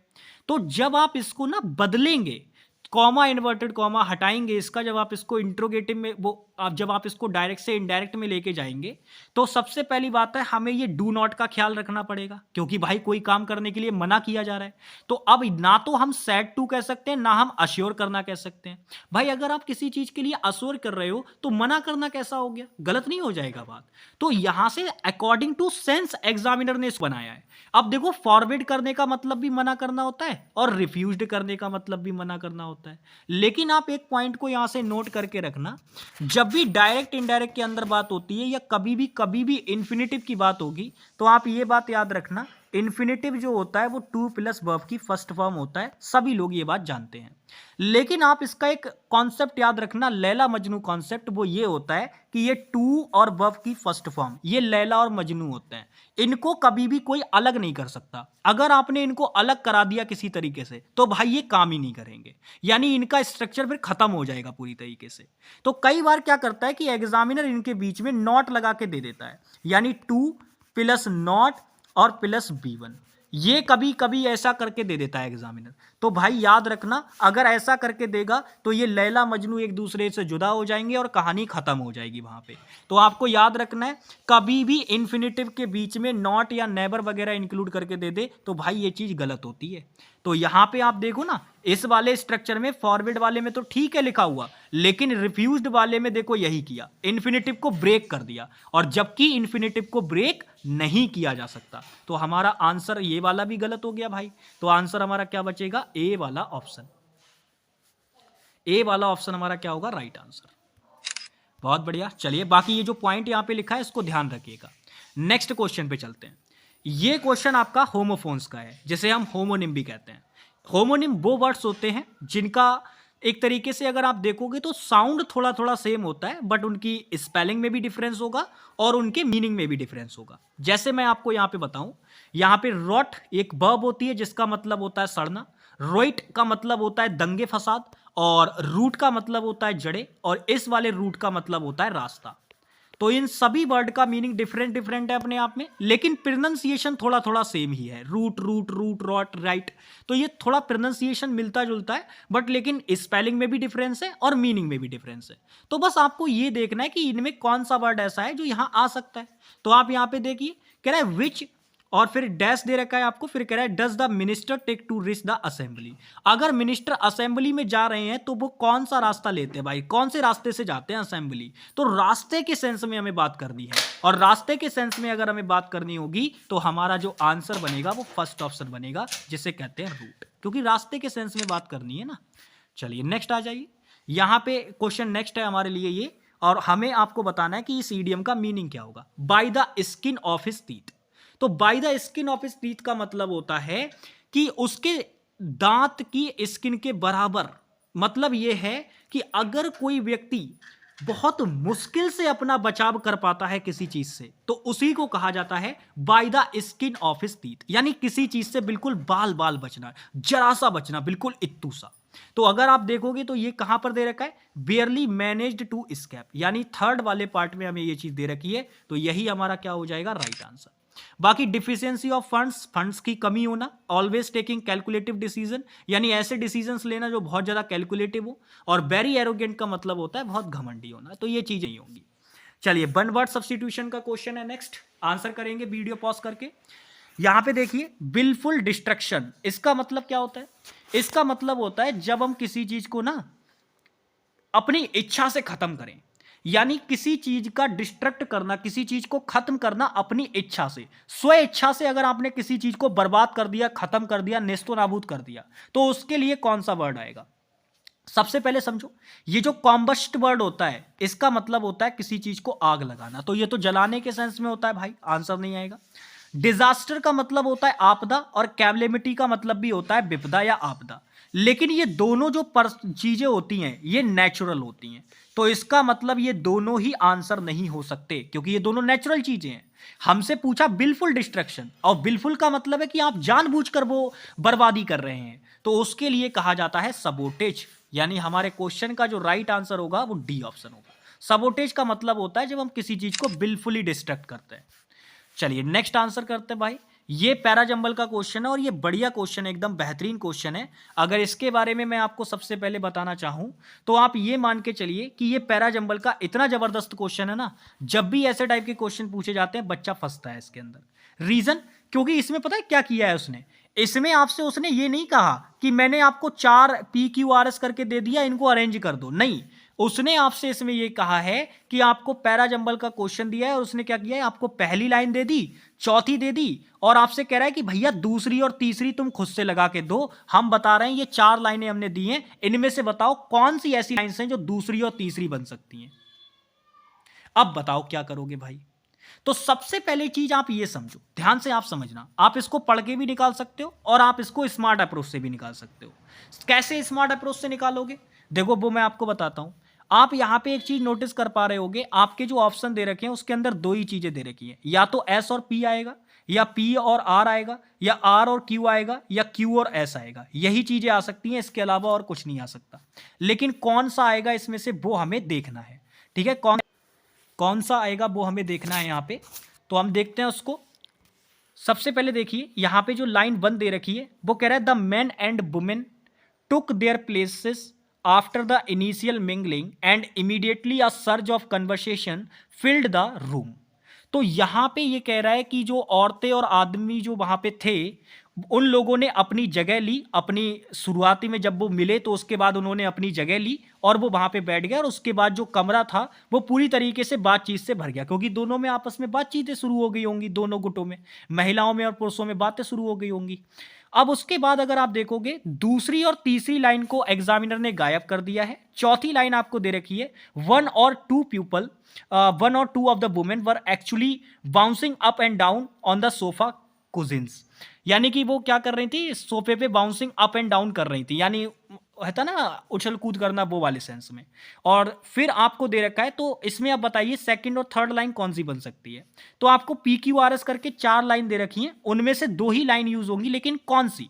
तो सबसे पहले आप ये समझिएगा, अगर मैं यहां पे बात करूं, पहले कह रहा है at the beginning they mingled awkwardly, यानी उनके, ऑकवर्डली का मतलब होता है जब आप थोड़ा सा ना किसी से अजीब तरीके से बिहेव करते हैं, तो जब वो अजीब तरीके से मिले उससे पहले, एट द बिगिनिंग का मतलब उससे पहले, दे मिंगल्ड ऑकवर्डली, जब वो मिले ऑकवर्डली यानी विचित्र तरीके से, क्लच देयर लिंक, तब उन्होंने ड्रिंक क्लच की, and walking here and there, और इधर उधर वो लोग घूमने लगे। यानी ये जो क्यू वाली स्टेटमेंट है, ये मेरे भाई इस S1 वाली स्टेटमेंट से भी पहले की बात है, तो इसका मतलब ये क्यू से तो पैराग्राफ आपका शुरू ही हुआ है, तो ये S1 लाइन तो नहीं, ये S1 के बाद तो नहीं आएगा, ये उससे पहले की बात है। तो यानी क्यू वाला पार्ट हटा दो, क्यू वाला पार्ट हटा दो, ये आ ही नहीं सकता किसी कीमत पे। अब 2 ऑप्शन आपके पास बचे, एक तो P और R और एक S और P। अब आप यहां पे नोटिस करो कि कौन सा आएगा। अब आप यहां पे देखो, कह रहा है सेवरल पीपल, यहां पे देखो कह रहा है so the 2 parties had to learn forward their elbows on the knees, भाई एक तरीके से दोनों पार्टी जो थी उन्हें अपने लीन पे यानी कि उनको झुकना पड़ रहा था आगे की ओर एक दूसरे की बात सुनने के लिए, और उनको क्या करना पड़ रहा था, अपनी एल्बोज वगैरह यानी जो कोहनी होती है और जो घुटने होते हैं उन पे मतलब उनको ना थोड़ा सा झुकाव देना पड़ रहा था, क्योंकि थोड़ी दूरी पे थे ना वो दोनों लोग, तो वो चीज है। तो अगर हम बात करें ये वाली बात मेरे भाई हो सकती है, ये चीज आ सकती है, लेकिन अगर हम बात करें ये बाद की बात है बिल्कुल मेरे भाई, ये S1 के बाद की ही बात है, यानी ये तो आंसर में आ सकती है, यानी P आंसर के अंदर आ सकता है। लेकिन अब P पहले आएगा या बाद में आएगा ये चीज हमें पता करनी होगी, तो वो हमें ऐसे पता चलेगी। पहले आप ये बात बताओ, अगर उन दोनों को आपस में, जो आपकी महिलाएं और जो पुरुष आपस में बैठे हुए हैं, अगर उनको झुक झुक के बात करनी पड़ रही है अपनी कोनी पे, अपनी नीज पे, तो जाहिर सी बात है उनकी चेयर्स जो है वो दूर पड़ी हुई होंगी ना, तो चेयर्स पहले दूर पड़ी हुई होंगी, उसके बाद ऐसा हुआ होगा कि उनको झुक झुक के बातें करनी पड़ रही होंगी। यानी ये बात तय है कि जो सेकंड वाली लाइन बनेगी वो पी वाली नहीं हो सकती किसी कीमत पे, पी इसके बाद वाली लाइन हो सकती है। यानी अगर हम बात करें तो पी वाली जो लाइन होगी वो थर्ड वाली होगी, और एस वाली जो लाइन होगी वो दूसरी होगी, क्योंकि एस वाली लाइन के अंदर तो ये बात हो रही है कि भाई उनकी जो चेयर थी वो अपने आप में एक दूसरे से दूर पड़ी हुई थी, मेंस की चेयर और वुमेन्स की चेयर जो थी वो आपस में दूर पड़ी हुई थी थोड़ी थोड़ी दूरी पे, तो उनको आपस में बात करने के लिए थोड़ा सा स्ट्रगल करना पड़ रहा था। तो ये बात है कि आपकी जो यहां पे दूसरी लाइन होगी वो मेरे भाई पी वाली ना होके एस वाली होगी, लेकिन आंसर हमें मिल गया कि भाई अपना डी ऑप्शन इसका जिंदाबाद होगा, राइट आंसर होगा। ठीक है ना, लेकिन बाकी पूरा समझाना था इसीलिए इसमें समय लगा। क्वेश्चन बढ़िया था, ऐसे क्वेश्चन जब पूछती है एसएससी तो बिल्कुल दिमाग घूम जाता है बच्चों का बिल्कुल, क्योंकि बढ़िया क्वेश्चन था, इसके लिए मैं भी एकदम थम्स अप करवाऊंगा भाई, बढ़िया क्वेश्चन था, जबरदस्त। चलिए नेक्स्ट बात करते हैं, इस क्वेश्चन की बात करते हैं, बढ़िया क्वेश्चन है, सीजीएल मेंस में ही पूछा गया था 2022 में, करिए जरा आंसर इसका। कह रहा है he lived to close the train station yet travelled by bus. अब आप यहां पे समझिएगा ध्यान से, अगर हम यहां पे देखें तो क्वेश्चन के अंदर क्या कह रहा है, he lived close to the train station, यानी वो ट्रेन स्टेशन के पास में रहता है, येट ट्रेवल्ड बाय बस, फिर भी वो बस से ट्रेवल किया करता था, मतलब ट्रेन स्टेशन के पास में रहता था फिर भी ट्रेन से ट्रेवल नहीं करता था, बस से ट्रेवल करता था। तो चलिए कोई बात नहीं है, अब हम देखते हैं क्या इसके अंदर कोई गलती है। तो भाई देखो सबसे पहले आप नोटिस करो यहां पे ही दे रखा है, उसके बाद ये सेकंड फॉर्म ऑफ वर्ब है, फिर क्लोज टू अगर हम बात करें तो ये नियर का सेंस रखती है, तो कोई दिक्कत नहीं है, आप नियर लगाओ या क्लोज टू लगाओ बात ठीक है। ट्रेन स्टेशन की बात हो रही है तो किसी डेस्टिनेशन की बात हो रही है, तो इसका मतलब द आर्टिकल हम लगा सकते हैं लोकेशन के सेंस में। फिर यहां पे अगर हम बात करें येट ट्रेवल्ड बाय बस, तो ये येट अपने आप में एक कोऑर्डिनेट कंजंक्शन है, उसके बाद ट्रेवल्ड बाय बस यहां पे लगा रखा है। जब भी हम ट्रेवल के किसी माध्यम की बात करते हैं यानी किसी मीडियम की बात करते हैं तो उसमें कोई आर्टिकल लगाना नहीं होता, कहीं पता चले यहां पे कई बच्चे द बस यहां पे लगाने की सोच रहे हो तो वो नहीं होगा, सीधे बाई के बाद में आप जिस भी चीज से ट्रेवल कर रहे होते हैं उसका नाम लिख देते हैं, by car, by bus, by plane, सारी चीजें, आपको कोई आर्टिकल लगाने की जरूरत नहीं होती। यानी इस क्वेश्चन में कोई गलती नहीं है, लेकिन अब इस क्वेश्चन में एक लॉजिक है भाई, वो लॉजिक समझ लो। फिलहाल ये क्वेश्चन नो एरर है, इसमें कोई गलती नहीं है। होता ये है कई बार क्या होता है, मोस्टली जैसे ये माना जाता है कि जो ये आपका येट कंजंक्शन होता है ये कोऑर्डिनेट कंजंक्शन होता है, बट येट हो गया, सो हो गया, कुछ कंजंक्शन होते हैं जिसमें क्या होता है कि अगर आपका जैसे सब्जेक्ट वगैरह एक ही पर्सन है, जैसे यहां पर भी इसमें भी यही व्यक्ति था और यहां पर भी इसी व्यक्ति की बात हो रही है, तो कुछ जगह पे ऐसा होता है कि कंजंक्शन क्या करता है, जब हम कंजंक्शन वाली क्लॉज लिखते हैं ना तो उस सब्जेक्ट को स्किप करते हैं, बट कोऑर्डिनेट कंजंक्शन में हर जगह ऐसा नहीं होता, ये येट वगैरह कुछ कंजंक्शन ऐसे होते हैं जिनके अंदर उस चीज को स्किप नहीं किया जाता है, जनरल सेंस में नहीं किया जाता है स्किप, बट एसएससी ने यहां पे स्किप किया है और एसएससी उसको उतना ज्यादा डीप में नहीं लेके जाना चाहती है, बस इसी वजह से उसने इसको नो एरर मार्क किया है। हालांकि यहां पे ही उसको मेंशन करना चाहिए था क्योंकि जनरली ये बात सही होती है, ये येट हो गया आपका, सो वगैरह हो गया, ये कंजंक्शन ऐसे होते हैं ना, इनके बाद आपको सब्जेक्ट लिखना पड़ेगा, कोई हटा नहीं सकते उसको वैसे, लेकिन एसएससी ने इसको कर रखा है तो कोई दिक्कत नहीं है, फिलहाल चल जाएगा ऐसे भी, बट लेकिन ये अगर लगाएंगे तो ज्यादा बेटर रहेगा। फिलहाल नो एरर आपका इसका ऑप्शन है। नेक्स्ट आगे बढ़ते हैं, यहां पे एक्टिव पैसिव वॉइस का क्वेश्चन है, 4 सेकंड में आंसर कीजिएगा इसका। तो क्वेश्चन में सबसे पहले अगर आप नोटिस करोगे तो यहां पे आप देखो आपको एक्टिव वॉइस बतानी है, यानी यहां पे बीन दे रखा है यानी परफेक्ट की पैसिव वॉइस है, लेकिन हैज हैव हमें बताता है कि प्रेजेंट के परफेक्ट की पैसिव वॉइस है, तो ये प्रेजेंट के परफेक्ट की पैसिव वॉइस दे रखी है, यानी आंसर के अंदर प्रेजेंट परफेक्ट होना चाहिए। क्या यहाँ दे रखा है? बिल्कुल भी नहीं। क्या यहाँ दे रखा है? बिल्कुल भी नहीं। क्या यहाँ दे रखा है? नहीं दे रखा। केवल एक ही ऑप्शन में प्रेजेंट परफेक्ट दे रखा है, सी ऑप्शन में। तो यही हमारा क्या होगा? Right answer. सिंपल है, बस केवल चीजें आपको पता करनी आनी चाहिए भाई। चलिए नेक्स्ट क्वेश्चन पे चलते हैं, और ये क्वेश्चन भी बढ़िया है, इसको ध्यान से समझिएगा। पैराजंबल का क्वेश्चन है, और इसको करने के लिए भाई देखो बहुत सारे पैराजंबल के क्वेश्चन करा चुका हूं मैं आपको, और जो बातें मैं आपको बता रहा हूं अगर वो आप अब तक सीख चुके हैं तो बहुत अच्छी बात है। तो चलिए अप्लाई करते हैं उनको फिर से। मैंने कहा था पैराजंबल का क्वेश्चन कभी भी आएगा डायरेक्ट स्टेटमेंट पे नहीं भागना है, पहले आपको ऑप्शंस चेक कर लेने हैं। तो अगर आप इसके ऑप्शन चेक करोगे तो आपको पता चलेगा आपका आंसर बी से शुरू हो सकता है, आपका आंसर डी से भी शुरू हो सकता है, ए से भी शुरू हो सकता है, सी से भी शुरू हो सकता है। और मैंने आपको बताया था जब आपका आंसर चारों दी गई स्टेटमेंट में से किसी से भी शुरू हो सकता है, तो ये वाला जो पैटर्न होता है वो बहुत ज्यादा आसान होता है, क्योंकि इसमें करना क्या है आपको, आपका आंसर बी से भी शुरू हो सकता है, डी से भी, ए से भी और सी से भी। तो इसमें तो बस आपको ओपनिंग स्टेटमेंट ढूंढनी है, बात खत्म, आंसर आपके हाथ में। तो ढूंढो ओपनिंग स्टेटमेंट जल्दी से। इंट्रोडक्टरी पार्ट कौन सा बन सकता है? क्या हम ऐसे बोल सकते हैं, healthy strong trees act as carbon sinks offsetting carbon and reducing the effect of climate change? क्या ऐसे बोल सकते हैं? भाई डायरेक्ट ऐसे नहीं बोल पाएंगे, बात गलत हो जाएगी।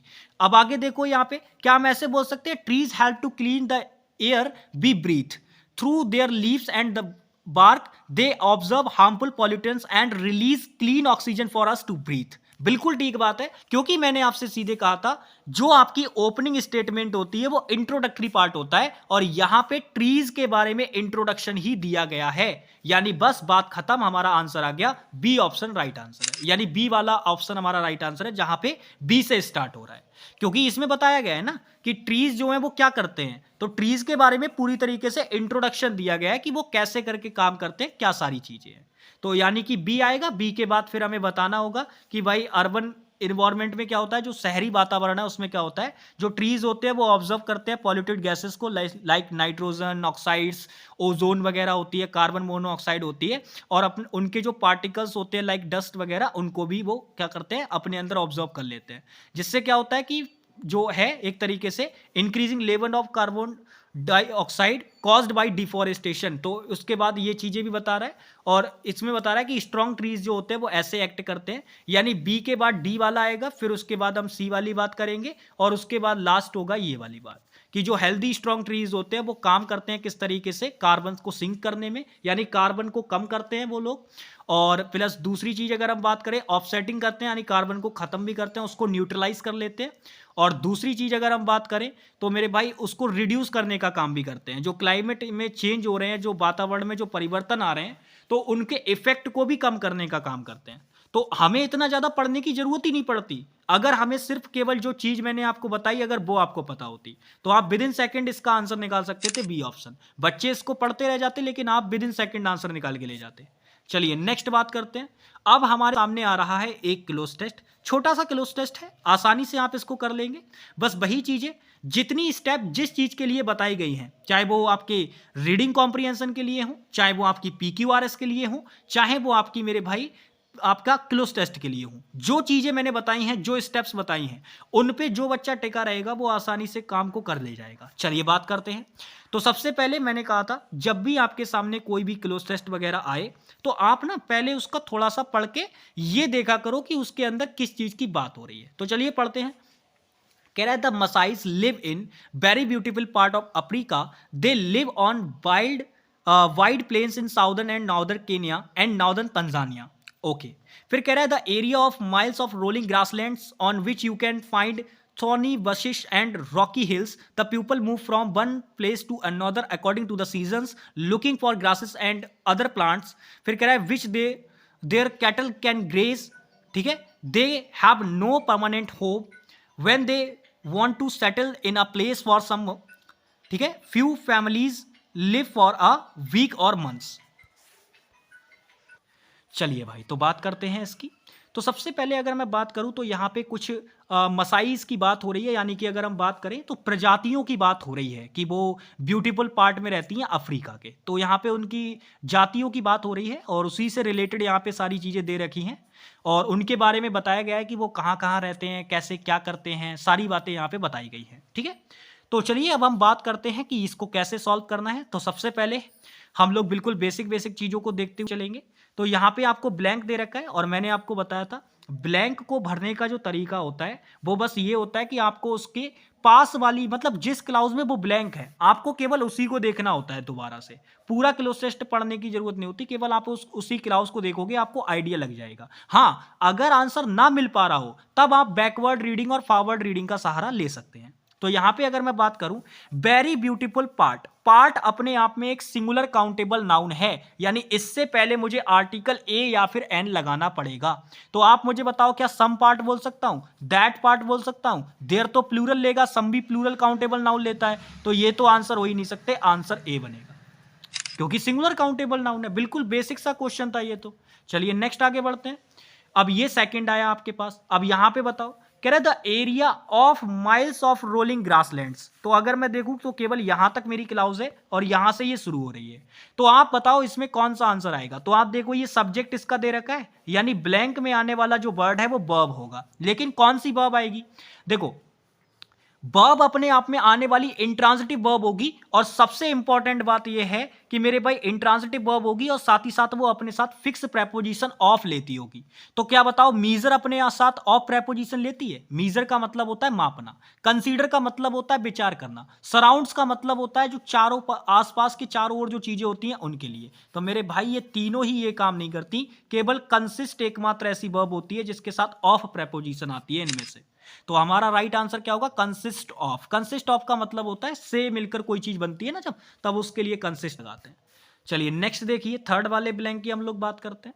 यहां पे अगर आप देखोगे तो कह रहा है यहां से पढ़ो, यहां से आपकी क्लाउज वैसे शुरू हो रही है, यहां से देखोगे तो looking for grasses and other plants, यानी अदर प्लांट्स को खोजने। लुकिंग फॉर का मतलब होता है किसी चीज की खोज करना, तो घासों की खोज करने के लिए और अदर प्लांट्स को ढूंढने के लिए जिन पर वो क्या कर सके, ग्रेज कर सके। ग्रेज करने का मतलब होता है चरना।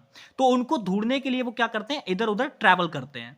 ठीक है, इधर उधर क्या करते हैं, एक जगह से दूसरी जगह वो लोग ट्रैवल करते हैं, मूव करते हैं। तो आप मुझे बताइए ग्रेज, तो ग्रेज के साथ में आप क्या लगाएंगे। जो ग्रास होती है और जो प्लांट्स होती है अगर उन पर ग्रेज करते हैं, तो मैंने कहा था जब खाने पीने के सेंस की बात हो रही होगी जिस पे आप निर्भर होंगे उस चीज के लिए, तो खाने पीने के लिए अगर वो चीज घास पर निर्भर कर रहे हैं वो लोग या प्लांट्स पर निर्भर कर रहे हैं, तो मेरे भाई किसी चीज पे डिपेंड होने के लिए हम ऑन प्रेपोजिशन लगाते हैं, यानी यहां पे ऑन आएगी। बाकी ना एट ना विद ना बाय, ये कुछ नहीं आएगा आपका। नेक्स्ट देखिए, ये लास्ट ब्लैंक है आपका इसका। तो यहां से आप इसको पढ़िए, आराम से आंसर आ जाएगा। यहां से कह रहा है where a few families live for a dash weeks और मंथ। यहां तक आपकी क्लाउज दे रखी है, तो इतने में ही आपका आंसर आ जाएगा। अब आप मुझे बताइएगा कि इनमें कौन सा वर्ड आ सकता है। सबसे पहले आप ये देखिए कि यहां पे मंथ्स और वीक्स की बात हो रही है, यानी जाहिर सी बात है कि ये दोनों चीजें अपने आप में काउंटेबल हैं, और अगर ये काउंटेबल हैं तो इनके साथ मैं किसी कीमत पे लिटिल नहीं लगा सकता। साइनिफिकेंट वीक्स एंड मंथ का कोई मतलब नहीं है। यहां पे लीस्ट सुपरलेटिव डिग्री होती है, तो इसका तो वैसे ही कोई मतलब नहीं है। यहां पे लीस्ट लेस ये चीजें कोई मतलब नहीं है। यहां पे आंसर जो आपका आएगा वो फ्यू आएगा, क्योंकि फ्यू काउंटेबल के सेंस में आता है यहां पे। तो हमारा फोर्थ ऑप्शन राइट आंसर होगा। तो अगर हम बात करें ये वाला जो आपका क्लोज टेस्ट था, ये इसके अंदर बहुत सारी चीजें ऐसी थी जो ग्रामर बेस्ड थी, यानी आप मान के चलो चारों के चारों विकल्प जो मुझे नजर आए वो पूरी तरीके से वोकैब बेस्ड ही थे। अगर वो सॉरी ग्रामर बेस्ड थे। अगर आपको ग्रामर अच्छे से आती थी तो आप आराम से इस क्लोज टेस्ट को कर सकते थे। चलिए अब हम लोग बात करते हैं मेरे भाई किसकी, अब हम लोग बात करते हैं रीडिंग कॉम्प्रीहेंशन की। तो सबसे पहले वही चीज मैं कहूंगा कि भाई रीडिंग कॉम्प्रीहेंशन को करने के लिए आपकी एक तो रीडिंग एबिलिटी अच्छी होनी चाहिए, और दूसरी चीज जो इसका इंपॉर्टेंट डेटा होता है वो आपके माइंड में बिल्कुल फिट होता हुआ चलना चाहिए। अगर वो डेटा आप अपने माइंड में रख लोगे तो आप बहुत आसानी से क्वेश्चंस को कर ले जाओगे। ठीक है, तो चलिए मैं इसको पढ़ता हूं, आप भी मेरे साथ इसको पढ़िएगा। मैं पेन वगैरह बिल्कुल नहीं चलाऊंगा, जिससे कि आपको ये आसानी से दिखता रहे स्क्रीन पे और आप भी मेरे साथ साथ इसको पढ़ते रहें। तो चलिए पढ़ते हैं इसको। यहां पे देखिएगा, the number of Indian students going abroad for higher studies has increased by 68.79% in the past year, according to data provided by the Ministry of State in the Ministry of Education, Subhas Sarkar. ठीक है, as per the data provided by him in the Lok Sabha, the number of Indian enrolled in foreign universities increased from 4.44 lakh in 2021 to 7.5 lakh in 2022. He clarified that while the Bureau of Immigration and Ministry of Home Affairs maintain departure and arrival data of Indians, there is no index for capturing the category of Indians going abroad for higher education.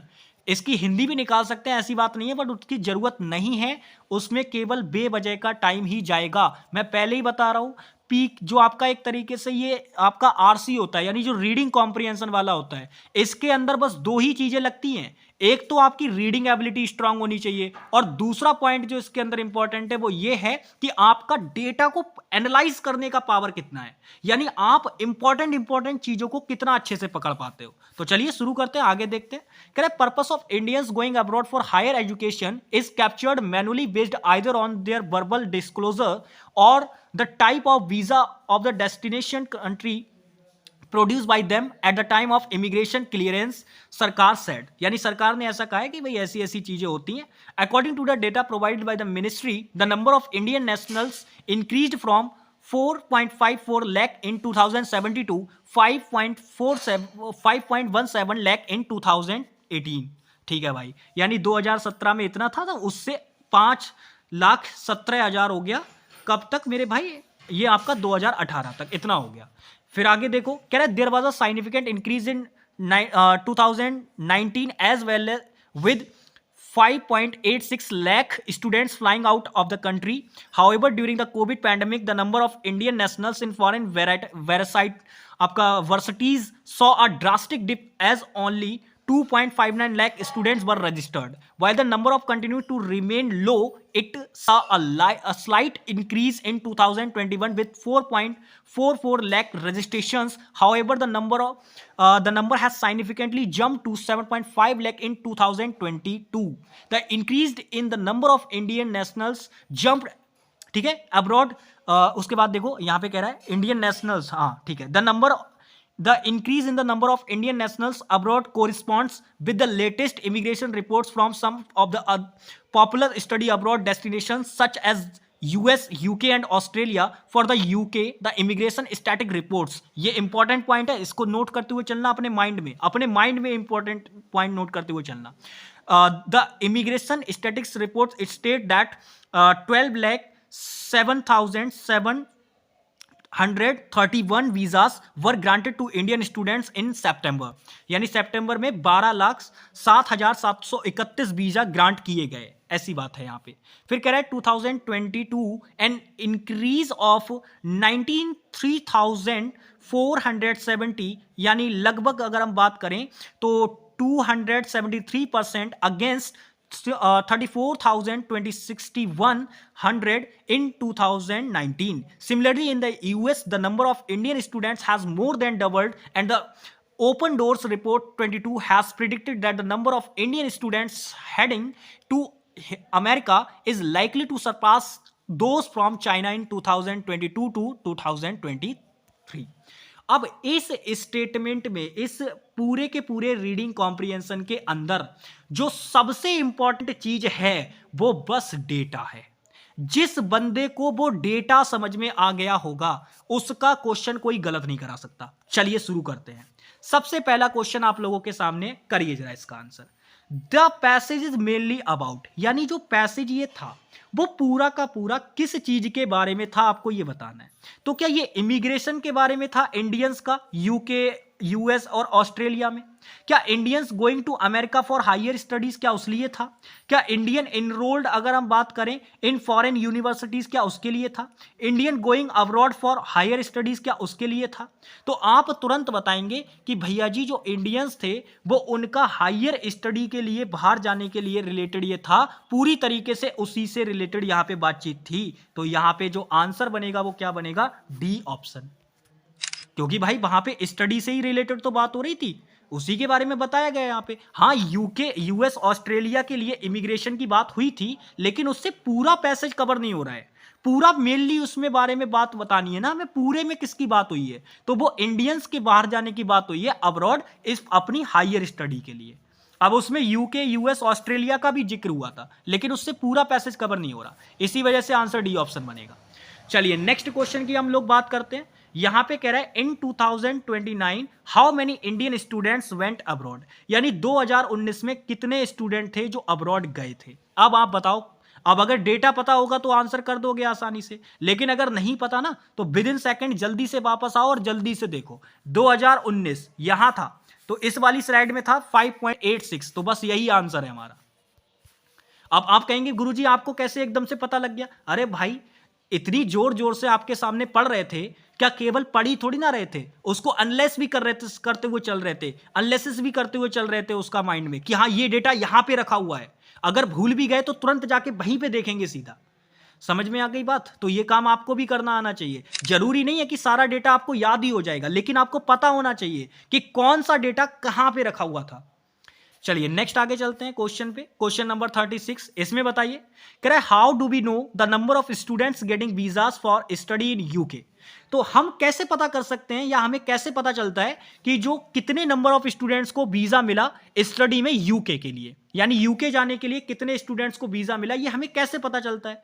तो आपको याद होगा एक immigration static report की बात हुई थी, इसके अंदर मिनिस्ट्री ऑफ एजुकेशन की बात नहीं हुई थी, ब्यूरो ऑफ इमिग्रेशन भी ऐसा नहीं करता, रिकॉर्ड्स इनके पास तो होते ही नहीं है, सीधे सीधे पीछे बताया गया था इनके पास रिकॉर्ड्स ही नहीं होते।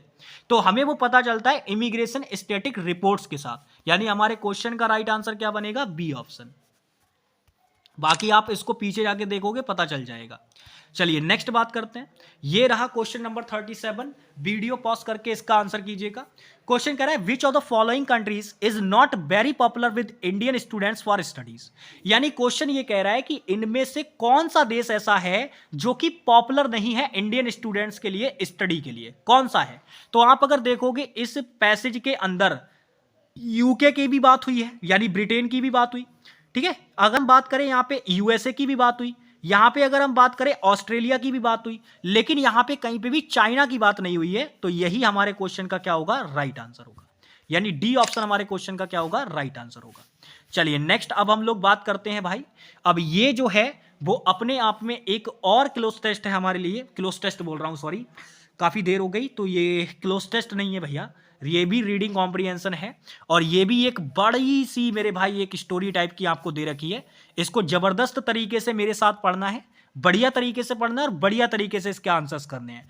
आपको ये विश्वास दिलाता हूं मैं, जितना आप इसकी हाइप बना के रखते हो मन में कि और यार रीडिंग कॉम्प्रिहेंशन कैसे करेंगे, क्या होता है, क्या सारी चीजें, मेरे भाई इंग्लिश के अंदर सबसे आसान चीज लगती है ये, सबसे आसान चीज। रीजन मैं उसका बता रहा हूं, क्योंकि भाई सारे आंसर्स इसके अंदर खुद ही छुपे हुए होते हैं, बस आपको वही तो ढूंढना है।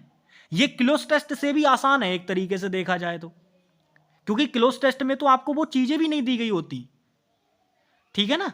तो बस आपको केवल क्या करना है, इसको अच्छी तरीके से पढ़ना है और इसकी चीजों को समझना है और इंपॉर्टेंट पॉइंट्स को फाइंड आउट करना है। तो चलिए करते हैं, पहले इसको बढ़िया तरीके से पढ़ेंगे। तो पढ़िए जरा मेरे साथ में इस स्टोरी को। कह रहा है we sit in the last row bumped about but free of stares, the bus rolls out of the dull crossroads of the city and we are soon in the open countryside with fields of sunflowers as far as the eye can see, their heads are facing us. फिर कह रहा है where there is no water the land reverts to the desert while still on level ground we see in the distance the tail range of the mount Bogda. ठीक है, बोगदा है, अच्छा बोगदा है भैया, चलो कोई बात नहीं है, आगे पढ़ते हैं। Abrupt like a shining prism laid horizontally on the desert surface, it is over 5000 metres high and the peaks are under permanent snow, is powerful contrast to the flat desert all around। ठीक है, फिर कह रहा है Heaven lake की बात हो रही है। Heaven Lake lies part of the bay up this range about 2000 meters above sea level at the foot of one of the highest snow peaks। अच्छा ठीक है, आगे बढ़ते हैं। आगे कह रहा है as the bus climbs the sky brilliant before grows overcast, I have brought nothing warm to wear. Okay, it is all down at the hotel in Urumqi।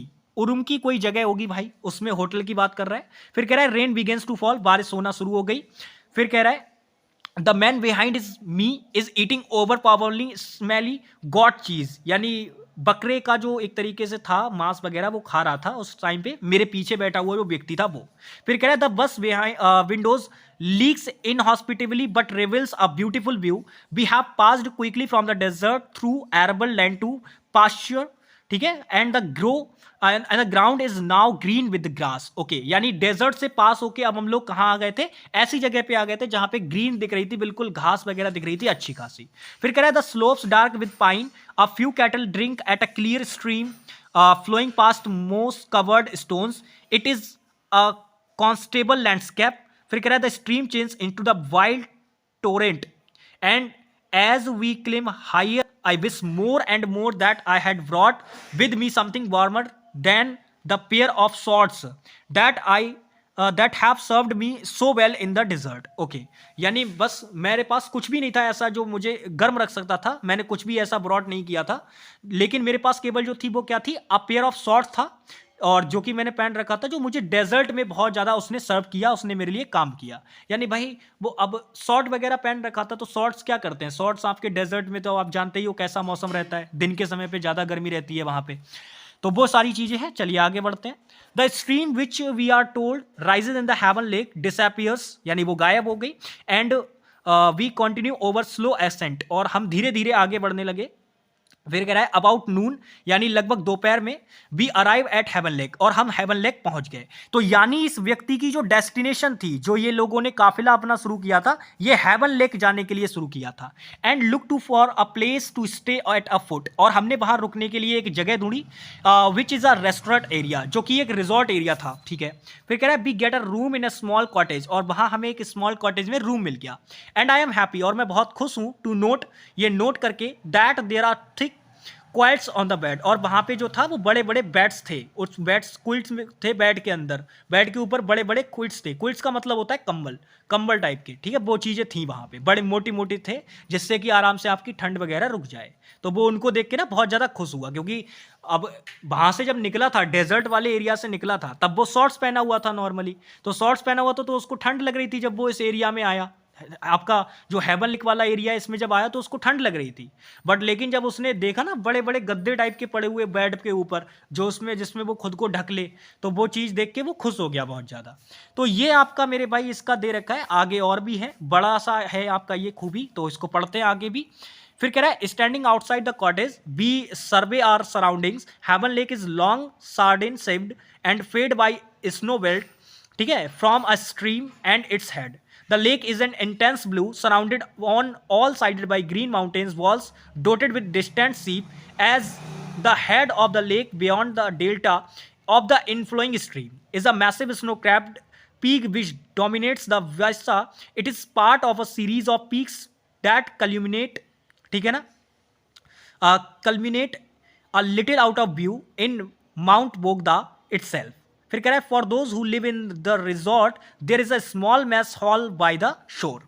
फिर आगे पढ़ते हैं, कह रहा है we eat here sometimes and sometimes buy food from the vendor outside who sell kebab and naan until the last buses leave. यानी कि फिर हम वहाँ से जो है एक तरीके से कभी हम यहाँ खाना खाते थे, और कभी हम बाहर से जो वेंडर वगैरह बेचते हैं ना चीज़ें, आपने देखा होगा वेंडर वगैरह होते हैं स्टेशन वगैरह पे लगे हुए, तो वो लोग जो चीज़ बेच रहे होते हैं वो चीज़ हम खाते हैं। तो उसने आगे बता भी रखा है कि वो क्या चीज़ बेच रहे थे वहाँ पे, तो वो बेच रहे थे क्या, कबाब और नान वगैरह, और वो तब तक बेचते थे जब तक कि जो अब अंतिम बस होती थी वो नहीं चली जाती थी तब तक। फिर कह रहा था कबाब्स कुक्ड और ऑन स्क्रूबर्स, यानी स्कैबर्स पे जो है वो बनाए जाते थे कबाब वगैरह, उनको कुक किया जाता था। चारकोल्स वेजियर आर पर्टिकुलरली गुड, बहुत अच्छा था ये, बहुत विशेषकर रूप से अगर हम बात करें तो ये बहुत अच्छा था। हाईली स्पाइसेस, बहुत ज़्यादा तीखा हुआ करता था और बहुत अच्छा हुआ करता था, एंड वेल डन। फिर कह रहा है horse milk is available too from the local Kazakh herdsman, ठीक है। फिर कह रहा है बट आई डिक्लाइन दिस, लेकिन मैंने उसको मना कर दिया, यानी घोड़ी का दूध उसकी बात कर रहा है। फिर कह रहा है I am so affected by the cold, क्योंकि मैं बीमार, एक तरीके से जुकाम से बहुत ज़्यादा परेशान था, क्योंकि जुकाम हो गया था भाई। अब बंदा शॉर्ट्स में निकल जाएगा घूमने के लिए तो जुकाम तो होगा ही ना ठंड वाले एरिया में। फिर कह रहा है मिस्टर को the relaxed young man who runs the mess, यानी वो भीड़ में से भाग के आए, lends me a pair of trousers, और उन्होंने मुझे क्या किया, एक ट्राउजर्स का पेयर दे दिया, मतलब उन्होंने ट्राउजर दे दिया उसको पहनने के लिए। फिर कह रहा है सेवरल साइज टू लार्ज, जिसका साइज जो था वो बहुत ही बड़ा था, बट लेकिन फिर भी वो कंफर्टेबल था। Once I am warming again, और मैं दोबारा से जो है थोड़ा सा हीट महसूस कर रहा था, गर्म महसूस कर रहा था। I feel a pre dinner spurt of this energy dinner will be long in coming and I asked him whether the lake is good for swimming in. फिर भाई हमने एक बेहतरीन तरीके से ऊर्जा से भरा हुआ डिनर लिया और डिनर लेने के बाद मैंने उससे पूछा ये जो लेक है क्या ये तैरने के लिए सही है भी या नहीं, ये मैंने उससे पूछा। तो चलिए अब हम करते हैं क्वेश्चंस को। क्वेश्चन नंबर 38 को सबसे पहले हम लोग करेंगे। आप मुझे बताइए एक्सेप्ट का एंटोनियम क्या होगा। तो आप मुझे बताइए, देखिए मैं एक बात आपको बता दूं, जब भी आप रीडिंग कॉम्प्रिहेंशन वाला पार्ट कर रहे होंगे तो आप क्वेश्चंस पे भी सबसे पहले नजर मार लीजिएगा, क्योंकि कई बार ऐसा होता है कि कुछ क्वेश्चन आपको ऐसे दिख जाएंगे जिनके लिए आपको पैसेज को पढ़ने की जरूरत ही नहीं होगी, आप आसानी से आंसर कर देंगे। जैसे अगर मैं बात करूं इस क्वेश्चन में अगर आप देखोगे तो एक्सेप्ट का आपको एंटोनियम बताना है।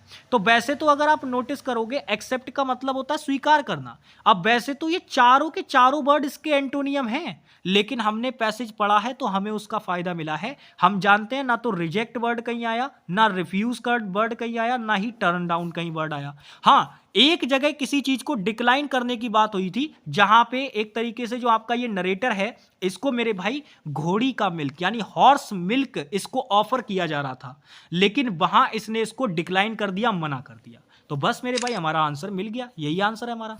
नेक्स्ट देखो, कह रहा है what is the protagonist wearing in the bus, यानी जो प्रोटैगोनिस्ट था उसने बस में क्या पहन रखा था।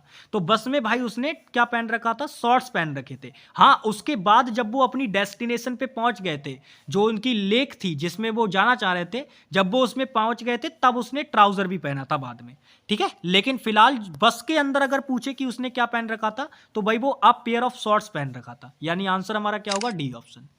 चलिए नेक्स्ट बात करते हैं। इस क्वेश्चन में आपसे पूछ रहा है टोन, तो मैंने आपको बताया था इन्फ्रेंसेस आपसे पूछता है, स्ट्रक्चर पूछता है पैसेज का, टोन पूछता है, टाइटल पूछता है। तो आप मुझे बताइए टोन क्या होगी इसकी, क्या टोन हो सकती है इसकी।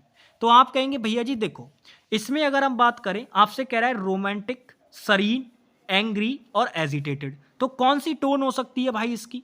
तो आप अगर देखेंगे तो जब हम इसको पढ़ रहे थे तो हमें बस ये ऐसा दिखा कि एक व्यक्ति था जो लोगों के साथ में यात्रा कर रहा था लेक की, यानी वो लेक के लिए जा रहा था, वहां के लिए यात्रा कर रहा था। तो यात्रा के दौरान ऐसा तो कुछ भी नहीं हुआ जो कि रोमांटिक था, तो इसकी पैसेज की टोन रोमांटिक भी नहीं थी। ऐसा भी नहीं हुआ कि किसी चीज पे वो भड़क गया हो, एजिटेट हो गया हो या फिर एंग्री हो गया हो। तो मेरे भाई ये दोनों ही बात नहीं थी, वहां पे वो बिल्कुल शांत था, यानी शांत भाव से बस वो मजे ले रहा था, एंजॉय कर रहा था अपनी ट्रिप के। तो आंसर हमारे क्वेश्चन का क्या होगा, सरीन, यानी इस वाले पैसेज की जो टोन है वो शांति से भरी हुई है बिल्कुल, यानी आंसर क्या होगा, बी ऑप्शन। ठीक है भाई, अब चलते हैं नेक्स्ट क्वेश्चन पे, जरा इसका आंसर बताओ क्या होगा। तो आप देखेंगे यहां पे आपसे पूछ रहा है टाइटल, अब पैसेज का आपसे टाइटल पूछ रहा है, तो क्या हेवन लेक की बात हो रही थी, या अगर हम बात करें शॉर्ट टू ट्राउजर की बात हो रही थी, पीजेंट लाइफ की बात हो रही थी, या फिर जर्नी टू माउंट बगोदा की बात हो रही थी। देखो भाई, अगर हम बात करें तो यहां पे मेरे भाई कई सारे बच्चे ये दो ऑप्शन तो उड़ा देंगे, बट इन दो ऑप्शन में फंस जाएंगे। लेकिन आपको याद होगा जब मैं पैसेज पढ़ रहा था तब मैंने आपसे कहा था आपको अपने प्रोटैगोनिस्ट की डेस्टिनेशन का पता होना चाहिए। वो व्यक्ति माउंट बगोडा नहीं गया था, माउंट बोगदा थोड़ी ना गया था, वो उसकी डेस्टिनेशन जो थी वो थी ये लेक, हेवन लेक उसकी डेस्टिनेशन थी मेरे भाई। वो डेस्टिनेशन हेवन लेक को देखने के लिए गया था। तो ये जर्नी टू माउंट बगोडा ये तो टाइटल बिल्कुल ही इनकरेक्ट हो गया। लेकिन कई सारे बच्चों ने माउंट बगोडा जब इसको पढ़ा होगा पैसेज में तो उन्हें लगा कि यहीं तक इसकी जर्नी थी, तो कई सारे बच्चे इसका डी ऑप्शन लगा के आए हैं, बट वो गलत हो जाएगा। अल्टीमेटली ये जो जर्नी थी वो हेवन लेक तक थी, और हेवन लेक को देखने गया था, उसमें एंजॉय करने गया था बढ़िया तरीके से। तो हमारे क्वेश्चन का जो टाइटल बनेगा वो हेवन लेक की जर्नी से रिलेटेड बनेगा, यानी ए ऑप्शन आपका आंसर होगा। चलिए भाई बहुत बढ़िया, अब हम बात करते हैं, ये हमारा तीसरा जो है एक तरीके से क्वेश्चन है हमारा, यानी कि इसको हम आराम से पढ़ेंगे और इसके रिलेटेड क्वेश्चंस के फिर आंसर करेंगे। तो चलिए फिर यहाँ से इसको पढ़ना है, यहाँ तक हो गया, यहाँ से इसको पढ़ना है। ये तीसरा हमारा जो है एक तरीके से रीडिंग कॉम्प्रिहेंशन है, इसको बढ़िया तरीके से पढ़िएगा। मैं भी इसको पढ़ता हूँ पैसेज को, आप भी मेरे साथ पढ़िएगा। तो कह रहा है from January 28 to February 4, 2023 a Chinese operated large white high altitude balloon was seen in North America airspace including Alaska, Western Canada and the contiguous United States.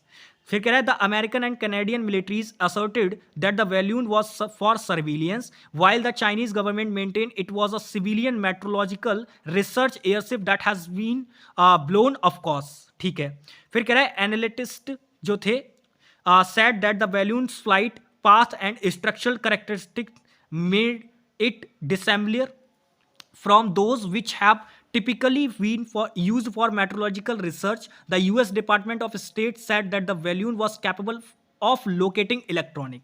यानी यूएस डिपार्टमेंट जो था स्टेट का, उसने क्या कहा है, यूएस डिपार्टमेंट ने क्या कहा है, उसने कहा है कि भाई जो बैलून था वो योग्य था इलेक्ट्रॉनिक चीज़ों को लोकेटिंग करने में, उसके लिए वो कैपेबल था। आगे बात करते हैं, फिर कह रहा है कम्युनिकेशन डिवाइसेस, यानी कम्युनिकेशन डिवाइसेस को भी वो लोकेट कर सकता था, जैसे कि मोबाइल हो गए, आपके रेडियोज हो गए, उन चीज़ों को। फिर कह रहा है एंड दैट अमेरिकन U2 रिकनसाइजेंस, ठीक है, यानी कि reconnaissance aircraft deployed to track the balloon in the air revealed that the balloon carried antennas and other equipment, यानी उसने उसको डिप्लॉय किया, उसके ट्रैक को यानी कि रोका, और फिर उसमें पता किया कि उस रिवील कर दिया उस चीज़ ने, अमेरिका का U2 रिकोनेंस ये चीज़ है एक, इसने क्या कर दिया, उसको रिवील कर दिया कि उस बैलून के अंदर क्या क्या था, एंटीनास थे उसके अंदर, और उसमें अदर इक्विपमेंट भी मौजूद थे, जिससे क्लियरली पता चलता है, यानी clearly for intelligence surveillance and inconsistent with the equipment on board weather values, यानी कि ये क्लियरली पता चल रहा था कि ये सर्विलियंस के लिए था।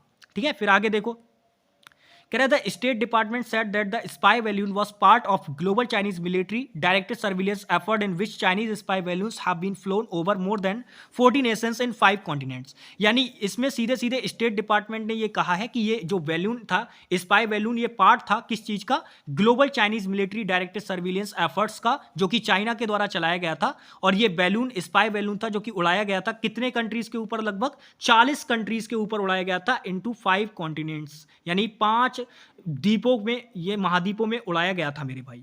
आगे अब बात करते हैं, on February 4 the US force shot down, यानी 4 फरवरी को यूएस एयरफोर्स ने क्या किया, उसको शॉट डाउन यानी कि मार के नीचे गिरा दिया उस बैलून को।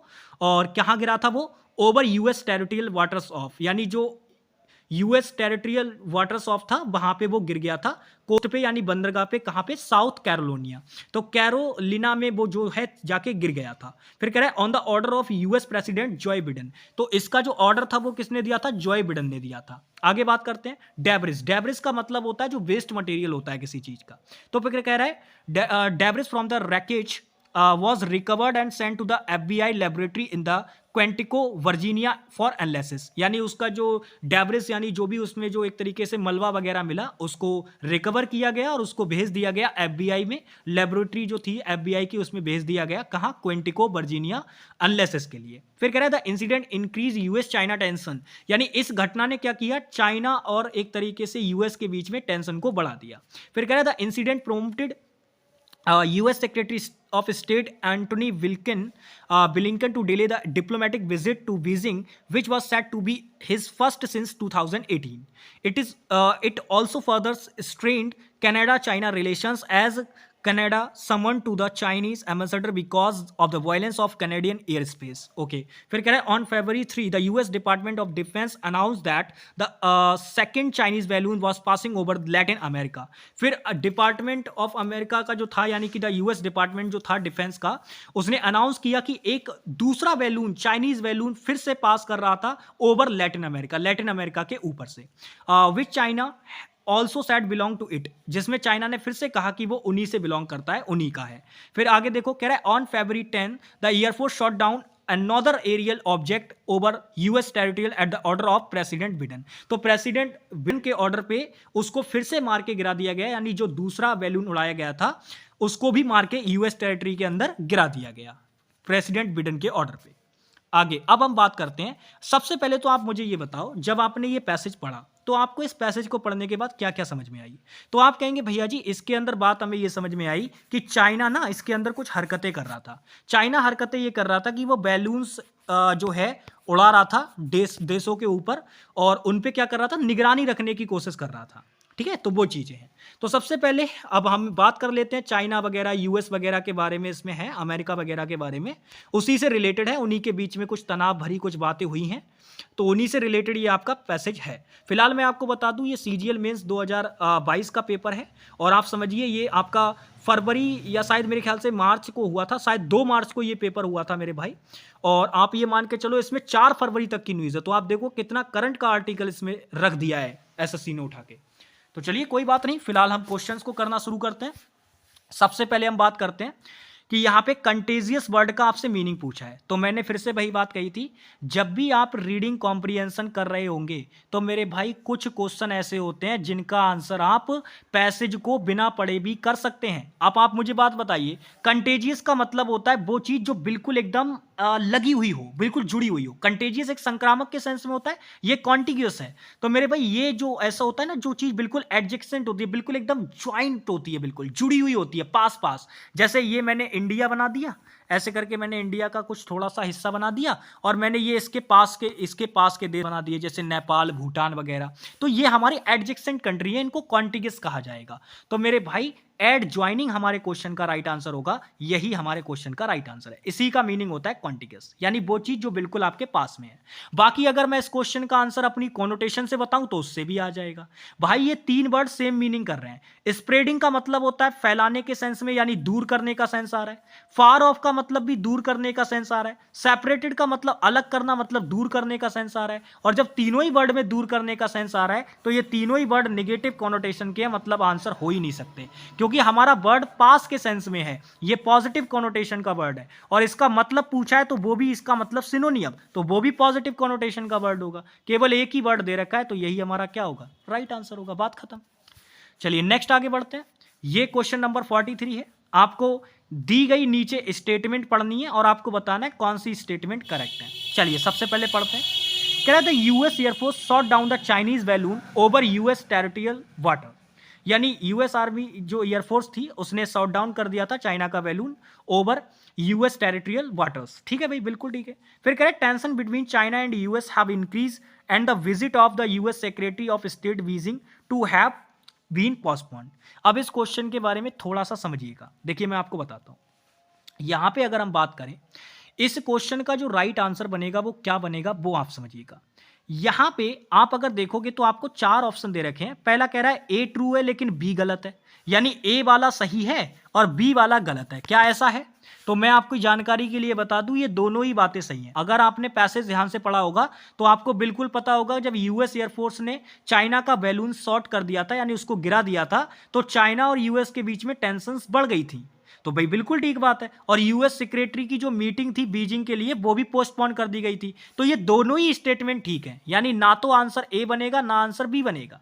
अब आप मुझे बताइए, क्या हम ये कह सकते हैं both A and be true? हाँ बिल्कुल कह सकते हैं, लेकिन इसके अंदर ना एक चीज इंक्लूड है, आप वो देखिए। फिर कह रहा है but B is not the correct reason for ए।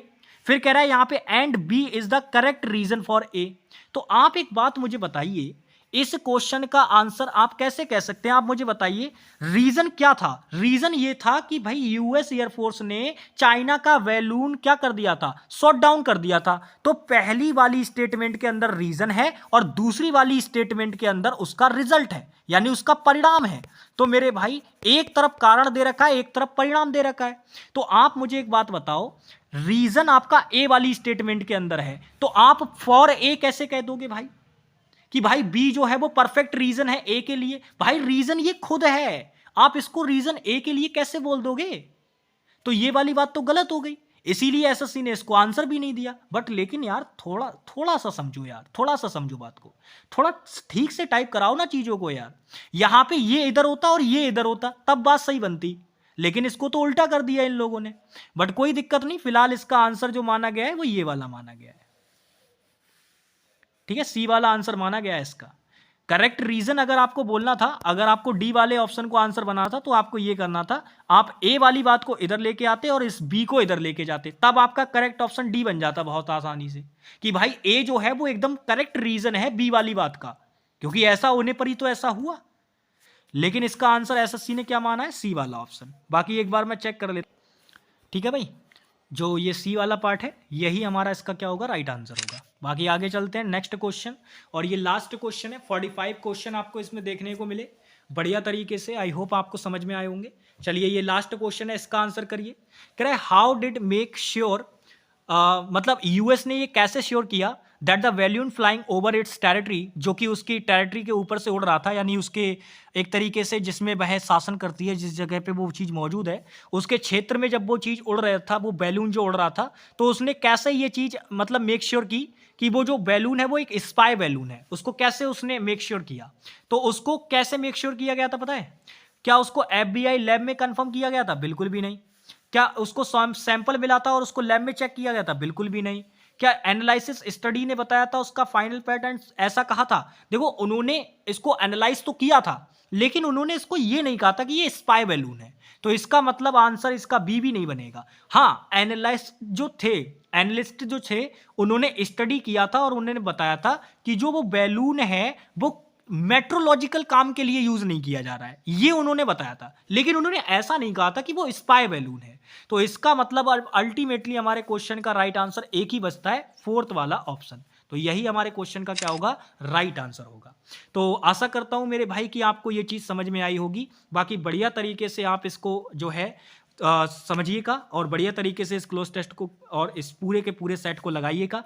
और क्योंकि आप जानते हैं भाई, मेंस में चीज़ें जब हम बताते हैं चीज़ों को तो समय लगता है उनको कराने में। तो आप ये मान के चलिए इस क्लोज टेस्ट को करने में लगभग 1 घंटा 39 मिनट का समय लग गया। बाकी हमारी पूरी कोशिश रही है कि आपको बढ़िया तरीके से चीज़ें समझा सकें। तो लंबा समय लगता है भाई, लेकिन कोई दिक्कत नहीं है, आपको कराएंगे चीज़ें, जो चीज़ें आपसे कही हैं कि मेंस के लिए 5 दिन 5 पीवाईक्यू सेट हम कराएंगे, जिससे कि आपको एक पेपर का अंदाजा लग जाएगा कि किस तरीके का लेवल रहता है और कैसे क्वेश्चंस आपको पूछ सकता है। तो यहाँ पे अगर हम बात करें सीजीएल मेंस 2024 में अगर हम बात करें तो इसकी लगभग 4 शिफ्टें हुई थी मेरे ख्याल से। तो कोई दिक्कत नहीं है, लेकिन हम सभी नहीं करने वाले, मैं बस एक आइडिया के लिए ये शिफ्ट लेके आया था। अब मैं आपको जो कल पेपर कराऊंगा वो CHSL 2023 का मेंस होगा, यानी आपको अलग अलग एग्जाम्स के मेंस के क्वेश्चन पता होने चाहिए, जिससे कि आपको एक एसएससी के पूरे पैटर्न का अंदाजा लग जाए कि वो मेंस में किस तरीके के क्वेश्चन पूछ लेती है। तो इसीलिए मैं हर एग्जाम का मेंस आपको दिखाना चाह रहा हूं। ठीक है भाई, चलिए तो मिलते हैं आप लोगों से नेक्स्ट क्लास में, तब तक के लिए बाय बाय, टेक केयर, जय हिंद प्यारे भाई।